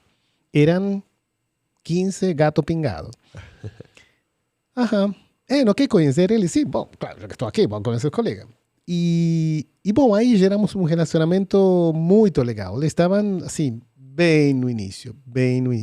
Cara, o que cresceram essas pessoas, que hoje são, não sei, líderes de opinião lá no Chile, muitos da América Latina, um monte de trabalho científico, dá orgulho, verdade. Até, um reconhecimento deles aí pela o que a gente conseguiu de participar da construção e é verdade, dá muita felicidade, muito prazer. E foi uma época que eu trabalhei muito no Chile, justamente no desenvolvimento da terapia intensiva e ventilação não invasiva, e, enfim. Por isso eu falo, eu tive a sorte de viajar muito na América Latina, de palestrar em assim, América toda, países da Europa, etc. Hoje já, noutra função da minha vida, já não quero mais luzes, aí, tento fugir. Mas nem tanto, porque estamos aqui nas luzes, enfim, tudo isso. Viu? Ainda a gente não esquece disso. Mas, deixando passo para as novas gerações, para aqueles que estão trabalhando e que estão colocando a mão na massa e que estão justamente fazendo as pesquisas para demonstrar o benefício da aplicabilização justamente da fisioterapia respiratória no dia a dia. Não só na terapia intensiva, mas também na reabilitação respiratória e demais. Show. Ô, cara, você dormiu bem? Você tá descansado? Eu dormi... Pô, essa noite eu tava de plantão especificamente. Eu dormi, Se você falar que você dormiu bem, vai dar B.O. pra você, velho. Não, mas a hora que eu fui descansar, tava todas as camas ocupadas, eu descansei numa poltrona. Ixi. Mas eu acho que eu tava tão cansado que, rapaz... Foi. Sabe quando você acorda e fala... sentiu. Apagou. Você fecha o olho quando você fala... Tô legal hoje, Só no rei do começo ao fim, né? Rapaz, acho que eu tava cansado a hora que eu fui dar uma deitadinha lá. Mas te fiz essa pergunta porque nós estamos diante aqui do Gerardo, que é B4B Latam da ResMed. Eu gostaria que ele falasse um pouco não, né? Sobre a atuação. Primeiro, o que representa a ResMed, o que é a ResMed, quem é a ResMed, e também sobre o sono. Mas antes... A gente teve na Feira Hospitalar recebendo alguns convidados e o professor Carlos Carvalho autografou o meu livro de ventilação mecânica. Que legal. E eu trouxe uma coisa pra você autografar aqui pra mim, Gerardo. Ai, pelo amor de Deus, que legal. Sabe que eu sou paciente do sono, né? Eu sei. Sou cliente da ResMed, na verdade sou cliente da Lumiar, indiretamente eu utilizo os equipamentos ResMed. E eu queria que você autografasse minha máscara, Gerardo. Brincadeiras à parte, isso aqui é uma dos 3 tamanhos que vem. O tamanho, obviamente, que não cabe nesse nariz um pouco pequeno que eu tenho, mas brincadeiras à parte, eu sou usuário aí dos produtos ResMed, tanto do equipamento, utilizo um CPAP alto, um AirSense 10 e uma N30i. Exatamente. Uma N30i. Eu vou pedir pro Gerardo falar, porque eu sou paciente da Iris. Ah, minha querida. Iris é um doce. E a Iris mudou minha vida, cara. Que legal. E mudou meu casamento, principalmente, porque eu parei de roncar na orelha da minha esposa. Tô esperando minha avaliação, viu, Iris? Não é por nada, não. Tô esperando minha avaliação, tá? Tem que ver se a máscara não escorrega aí, velho. Temos para todo mundo. Tem que pôr um gancho de fixação. Não, temos... Eu queria que você falasse da para todo Resmed mundo. do sono, Gerardo. Importantíssimo. Então, obrigado pela pergunta. Bom, Resmed é uma empresa que já leva 34 anos no mercado. Em verdade, isso surge desde o primeiro trabalho científico publicado por Dr. Sullivan no ano 81, Lancet, no ano 81. Não, obrigado, querido. Que quando a gente pensa nisso, meu Deus, sabe quantos pacientes estavam ingressados nesse artigo que mudou a história da apneia do sono? 10. Imagina você Só? publicar no Lancet com 10 pacientes. Não consigo nem imaginar Não. que doença dá pra entrar lá com 10 hoje. Hoje Entendeu? em dia, Então, mas, olha, por isso eu falo justamente da qualidade. E esse artigo mudou a história justamente de atendimento da apneia do sono. E no ano 89, justamente um colega do Dr. Sullivan fez uma sociedade com ele, Dr. Peter Farrell, acreditou no modelo, acreditou isso também basicamente como um modelo comercial, para poder justamente colocar esses equipamentos no mercado. E aí, nada, foi que lançaram os primeiros CPAPs, em conjunto também com Respironics, que também simultaneamente lançaram na mesma época os primeiros equipos de fluxo contínuo. Como falamos, já Resmed tem 34 anos no mercado, é uma empresa que tem mais de 8.000 funcionários no mundo, presença em 140 países.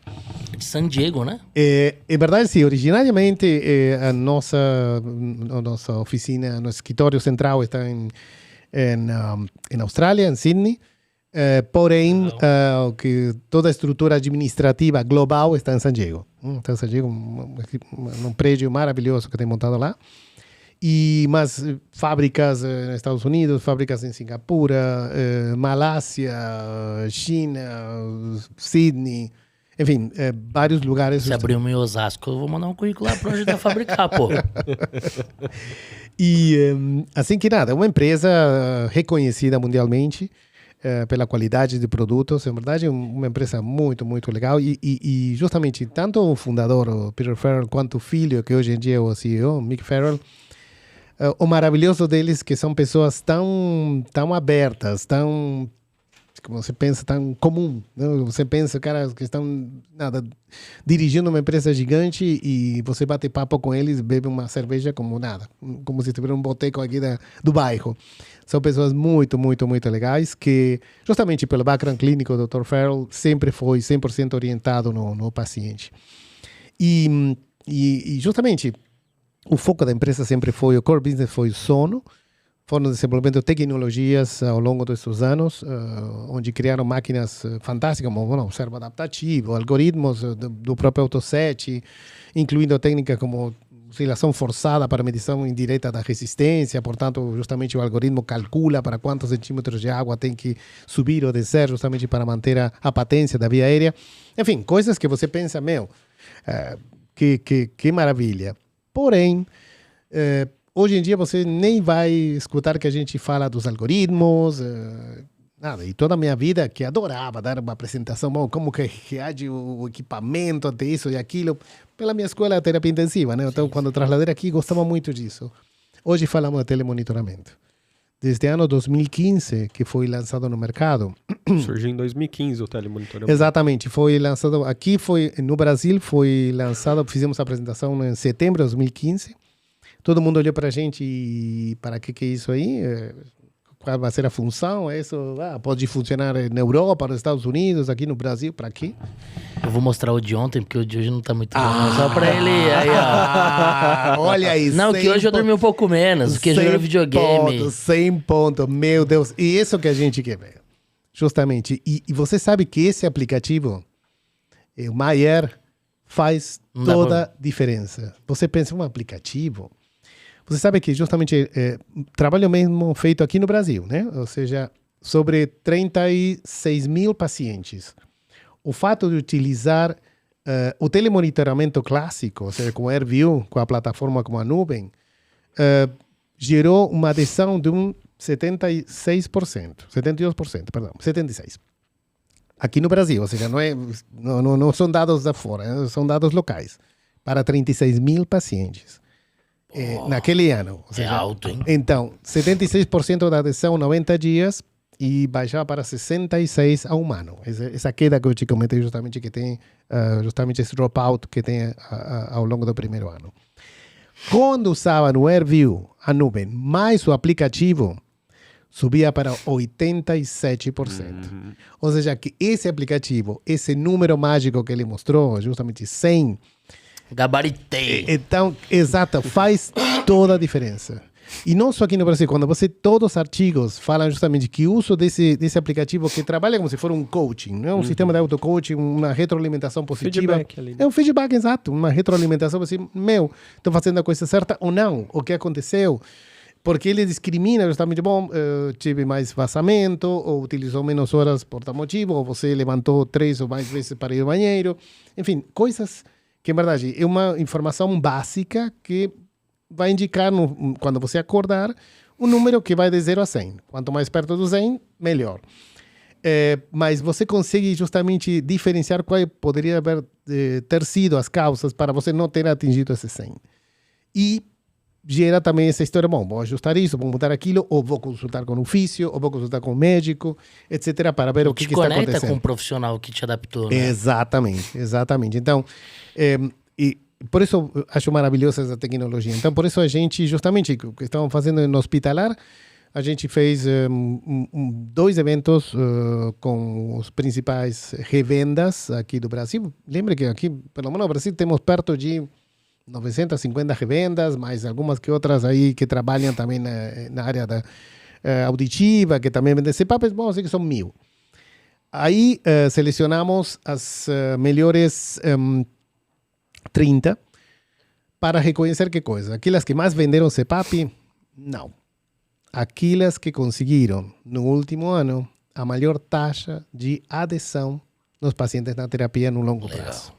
Então, nós demos um reconhecimento, ele foi tão legal. Recebemos eles no nosso escritório aqui em São Paulo. Não eram distribuidores, era só a revenda. E nossa, eles estavam tão felizes de saber, nossa, por que estamos reconhecendo vocês aqui? Não estamos perguntando quantas máscaras, quantos equipamentos venderam. Estamos sabendo, bom, sabe que todos os seus pacientes, a grande maioria dos seus pacientes estão ligados ao tratamento, estão associados. Por quê? Porque utilizaram justamente o AirView como telemonitoramento junto com o Maier.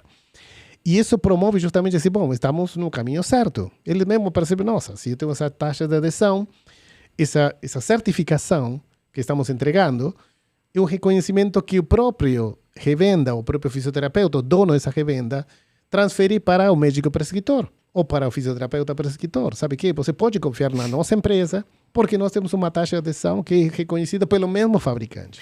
Isso mostra que a empresa não está preocupada só com a venda, né? Está preocupada com o desfecho do paciente. Olha, sabe que vai ser uma consequência. Ou seja, tudo que a gente vai obter como ganho desde o ponto de vista comercial vai ser uma consequência especificamente do que estamos fazendo do ponto de vista clínico e na mudança da qualidade de vida do paciente. Não adianta ter a tecnologia se não tem um profissional por trás que tome conta dessa tecnologia que está sendo aplicada no paciente. Se eu falo, tem um aplicativo, tem um telemonitoramento, e daí? Se eu não utilizar isso da forma certa, com um conceito clínico, não adianta. E se eu não estou procurando que esse paciente continue utilizando o equipamento ao longo da vida, não adianta também não. Então, depois, a consequência natural vai ser isso aí. Porque se esse paciente utilizar, se você utiliza como tem que ser, ou seja, mais de 4 horas, pelo menos mais, não sei, pelo menos 5 ou 7 dias da semana, o equipamento de forma certa, e em algum momento vai ter que trocar a máscara, em algum momento vai ter que trocar o filtro, em algum momento vai ter que trocar a traqueia, em algum momento vai ter que trocar o equipamento.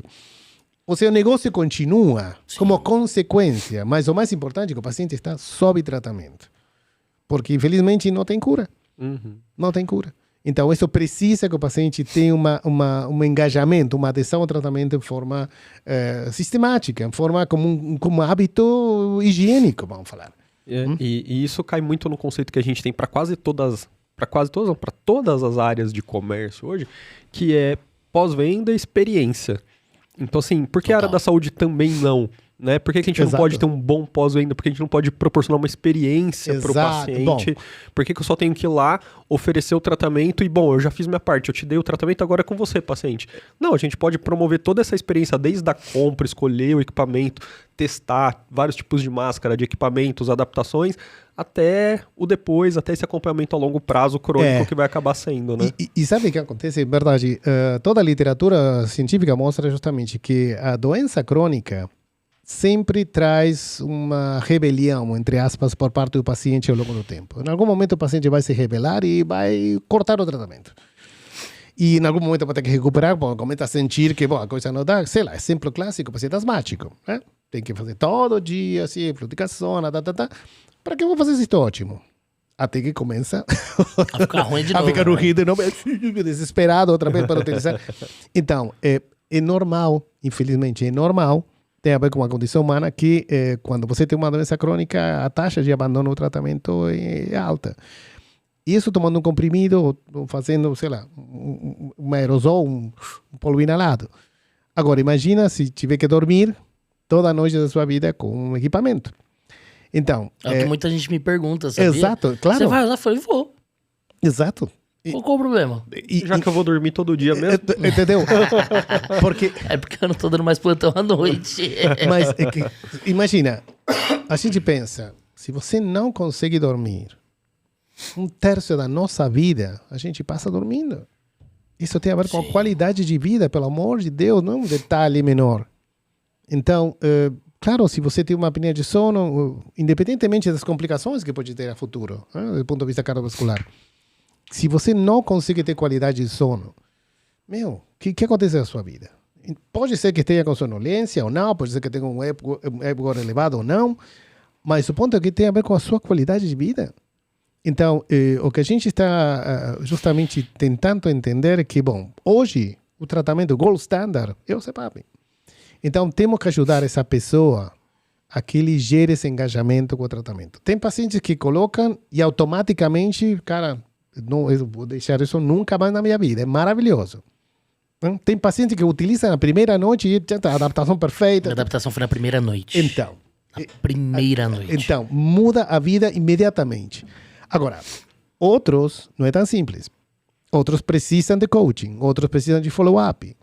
E precisam de follow-up ao longo da vida, porque, novamente, claro, infelizmente, não temos reembolso, não é um tratamento coberto pelas seguradoras de saúde. Ainda. Bom, estamos trabalhando justamente nisso. Grande parte do nosso trabalho também tem a ver com esse, como que chamamos market access, acesso ao mercado, para desenvolver políticas públicas, justamente para entender por que isso tem que ser isolado, reconhecido, não sei, num município no interior de Minas e em outro não.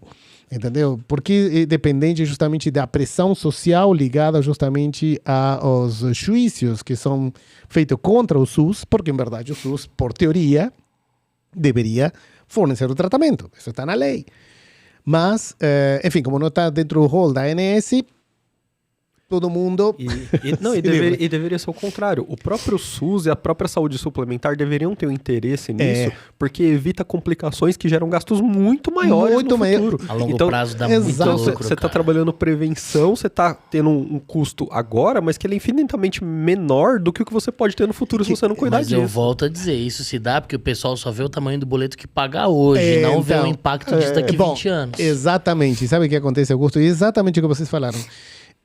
Temos tanto trabalho científico, até quando a gente apresentou o dossiê na ANS, justamente para justificar por que o reconhecimento não do CPAP, mas da linha de cuidado. Ou seja, não simplesmente ter com equipamento uma máscara, mas o follow-up, pelo menos dos primeiros 18 meses, com um pagamento X, tanto para o profissional que indica, quanto o profissional que faz o follow-up, tudo isso dentro de uma linha de cuidado, não para o CPAP per se.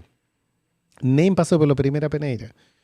Nem passou. Nossa. E mesmo você tem toda uma série de trabalhos locais, de data local, de realidade local, que evidencia que em 18 meses você teria amortizado o custo do equipamento. E a partir do 19º mês, você já começa a gerar poupança evitando as complicações que esse paciente teria futuro. Que imagina um paciente que desenvolve um AVC, um paciente que desenvolve, sei lá... Caríssimo do serviço público, gente, Pelo até amor no privado. Então, e esse é o ponto. Mas, como você falou, quem sai na foto hoje? Aquele que tem que pagar. Então, sabe o que? Se eu sou auditor de um, sei lá, entendeu? De uma seguradora de saúde, desculpa, quem vai sair na foto, vou saber que estou gastando uma grana violenta e recém vai ver o resultado daqui a 5 anos. E não sei se vou estar aqui daqui a 5 anos. Você tem essa cultura, né? Tem essa cultura de hoje, entendeu? De imediatismo. Então, é difícil. Se bem toda a literatura fala exatamente sobre o efeito custo-benefício que tem o tratamento precoce, justamente da apneia do sono. E que, você sabe, a prevalência do trabalho publicado no Lancet 2019 está falando que o Brasil, pacientes que têm apneia moderada a severa, tem um potencial de 25 milhões de pacientes que não sabem. Muita gente. Atualizado o dia de hoje já seria... 10% da população. Eu descobri esse ano, Gerardo. Entendeu? Eu criei coragem de fazer uma polissono tipo 3 esse ano.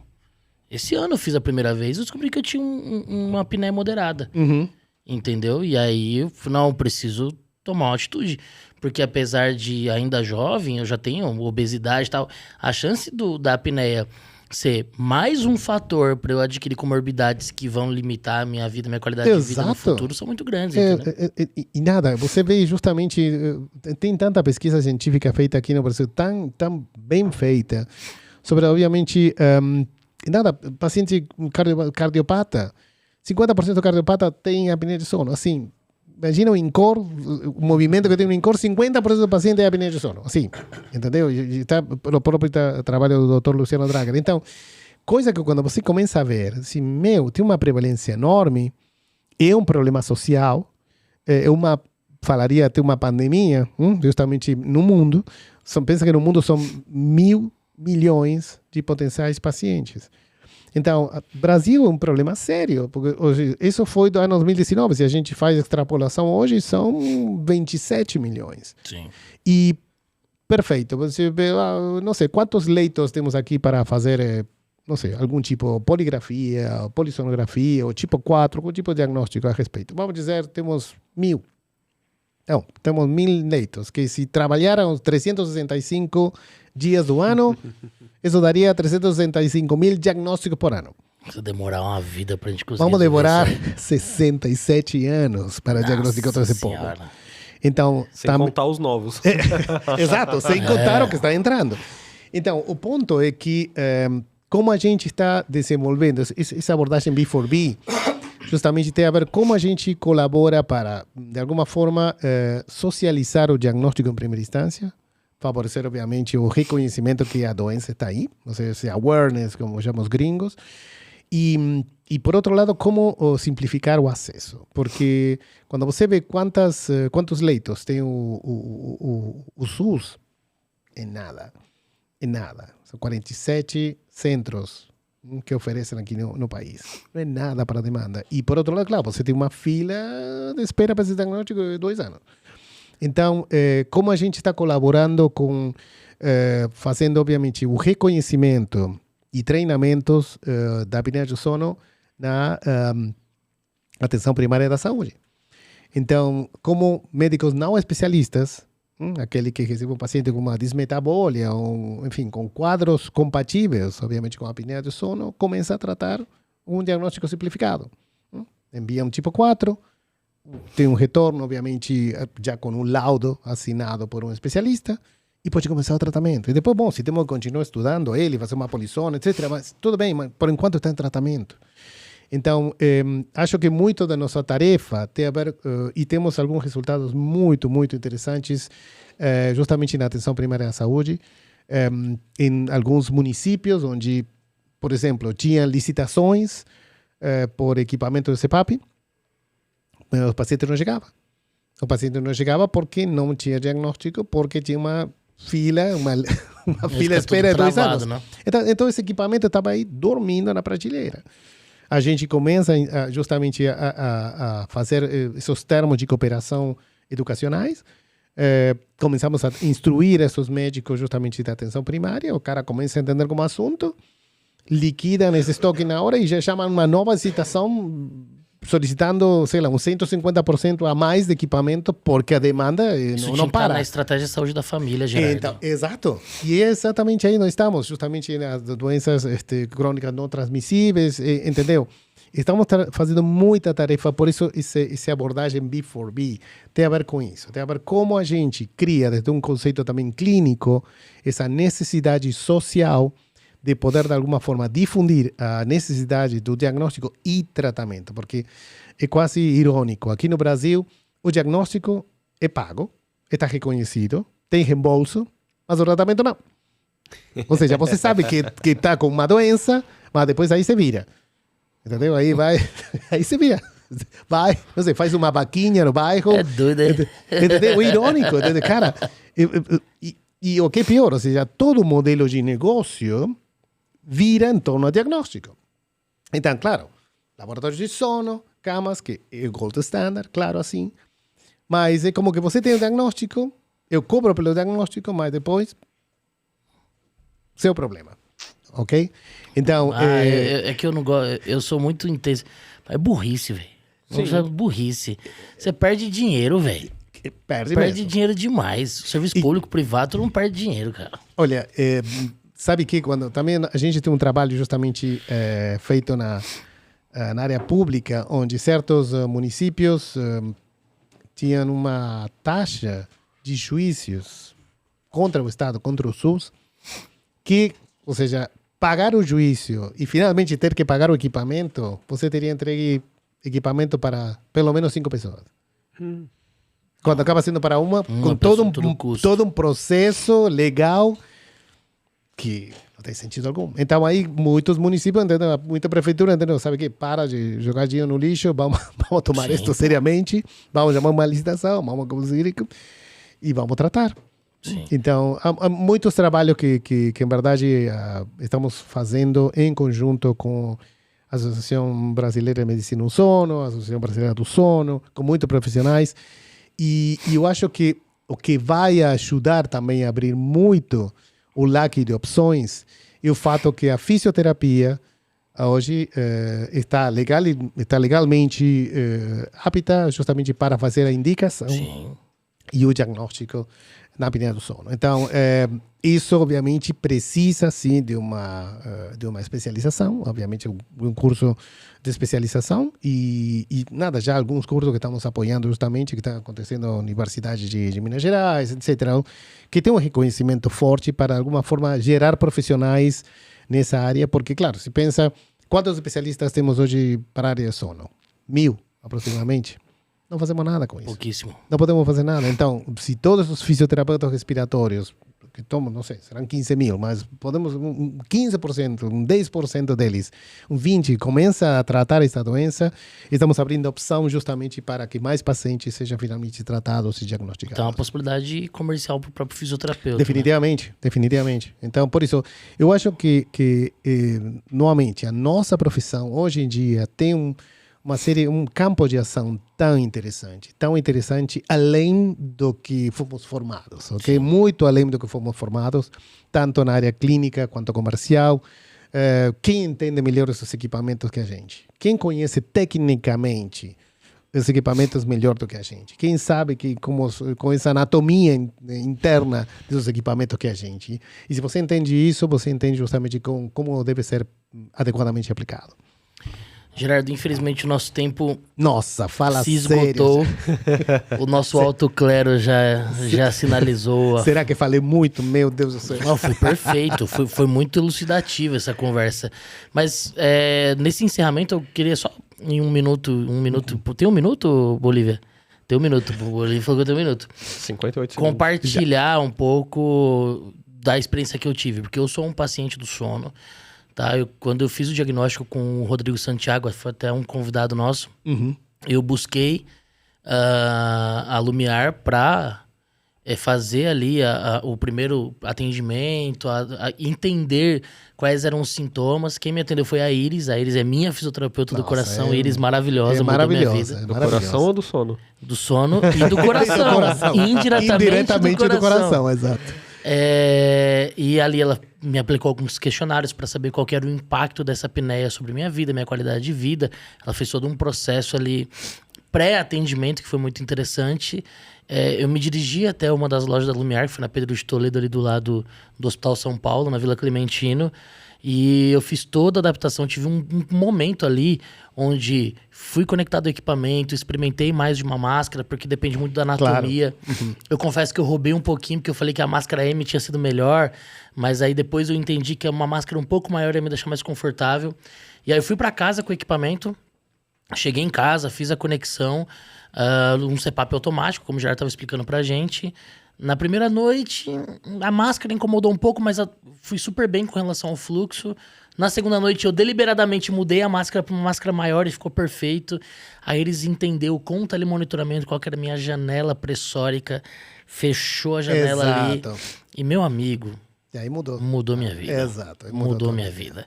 Então, assim, hoje eu sou um cliente... E aí eles falam assim, não, você entende e tal, né? Vamos junto. Eu falei, não, Iris, você é minha fisioterapeuta. Você mexe, você entende. Eu sou seu paciente, aqui eu não sou fisioterapeuta. Exato. E do jeito que tem que ser. E a Iris foi incrível em relação a isso. A Lumiar foi incrível. E uma das coisas, como o Gerardo falou, como tudo isso é privado... Isso gera uma angústia por parte até de quem não tem poder de compra e tal. Mas eu queria até aproveitar, porque faz parte da ação do nosso patrocinador, que a Lumiar tem um sistema de assinatura. Exatamente. Assinatura, o Vini faz parte, né? Exato. Me fugiu o nome agora, Vini, desculpa. Sleep Gym. Sleep Gym, onde você paga ali uma assinatura mensal. Tipo que você paga pra Netflix não deixar você assistir 2 celulares. Mas aí lá eles deixam você usar o CPAP de onde você estiver, entendeu? É diferente, não é igual a Netflix que fica te podando, não. Se um dormir de dia e outro à noite, os dois podem usar. E aí ele disponibiliza um equipamento, a interface, os filtros. E aí você, conforme o tempo vai passando, você vai comprando novos filtros, enfim. Até as trocas periódicas de acordo com a necessidade, circuitos, orientações, o acompanhamento, telemonitoramento. E a Lumiar não é só do sono, tá? A Lumiar toda a terapia respiratória, oxigenoterapia, concentradores, ventilação mecânica domiciliar, enfim. É uma empresa muito grande, como nós falamos, nós já somos colegas e parceiros próximos da Lumiar há muitos anos. E hoje eu tenho um a mais. Hoje eu sou colega parceiro, professor que utiliza tecnologia, sou paciente e hoje eu sou patrocinado pela Lumiar agora, hein? Você tá brincando isso aí, velho? É louco, hein? Que evolução, hein? Ah, tô grandão agora, agora hein? sim. Tá mesmo, grandão tá mesmo. Não, mas é que minha pressão de abertura das vias aéreas é muito alta e fica meio aprisionado. Não, tô brincando. É autopipe, Gerardo. Exato. Mas enfim, então conheçam o trabalho da Lumiar Healthcare, conheçam o trabalho da ResMed. E Gerardo, como que o pessoal te encontra para saber um pouco mais do seu trabalho, para conhecer a ResMed e para participar mais desse B4B? Como que o pessoal te encontra nas redes? É um e-mail? Então, sim, eu vou dar meu e-mail, que é da própria empresa também, é Gerardo, com R, .ferreiro, sem Não é Geraldo, não é Geraldo e Ferreiro. não é Ferreira. Exato. É Ferreiro de Ferreiro Rocher. Exatamente. Gerardo Ferreiro. Gerardo.ferreiro@resmed.com. A gente pode me encontrar aí e, novamente, da minha parte, só agradecer por este espaço maravilhoso. Juro, hoje tinha um dia muito duro, muito difícil. Vocês mudaram totalmente meu astral hoje. Obrigado. Obrigado. Foi um prazer, é verdade. Foi um prazer estar aqui. Um prazer saber que estão sendo apoiados pela Lumiar, que é a empresa do meu coração. E justamente isso para encerrar, isso que Sleep Gym é uma proposta que a gente falou para eles. É um modelo B4B. Essa proposta que eles compraram imediatamente e começaram a aplicar. Ele respondeu a primeira pergunta do episódio lá no final. Isso é inteligente demais, cara. Segurou. Você agora deu pé, assim que agora era só dar o chute final.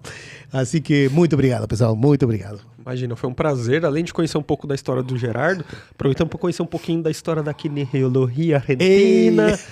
Já conhecemos O aí... espanhol é difícil, viu? Já conhecemos também um pouquinho dessa integração entre Brasil e Argentina que a gente vem escutando aí de outros Histórico. episódios. Então, assim, as conexões já aumentaram, fomos um pouquinho mais muito. para trás no tempo, já chegamos mais lá no fundo, Você hein? tá chamando o Gerardo de velho, mano. Não, não, Você tem a que parar de história. falar não. isso, Eu velho. chamo um cara com experiência. Não, eu tô falando da história. Porque a história tá sendo contada e a gente tá indo cada vez mais pra trás nessa história aí. A gente tá indo no fundo lá do surgimento, dos primórdios da coisa ali. Foi um prazer, cara, te receber. Prazer foi todo meu. E pelo visto você tem história pra gente escutar um pouquinho mais de tempo. Vamos ter que... Sinta-se reconvidado. Vamos ter que voltar outras vezes À aí. disposição, queridos. Em verdade, foi muito prazer estar aqui com vocês. Em verdade. Eu quero fazer um episódio do sono, a gente de pijama, coloca uns travesseiros, sim, claro. tal. Não. Vamos fazer um... Vamos? Vou colocar umas ovelhinhas pulando aqui assim, ó. Vamos fazer um... A gente faz um uma corujão. bagunça. Vamos fazer um corujão? Vamos lá. Pessoal, não esqueçam de seguir Passando Plantão Podcast nas redes sociais. @Ivens Giacomassi, @Augusto Cruz Fisioterapia, @A Bia Salgueiro e @Amanda Reis Fisioterapia. E sigam @Lumiar Healthcare. Agora tem uma arroba a mais aí no negócio, hein? Isso aí. E é isso. E Estúdios Voz. Também sigam Exatamente. Estúdios Voz nas redes sociais. E Gerardo, sinta-se reconvidado. Muito obrigado a todos. E nos vemos no próximo episódio de Passando Plantão Podcast na semana que vem. Até lá. Tchau, tchau. Falou!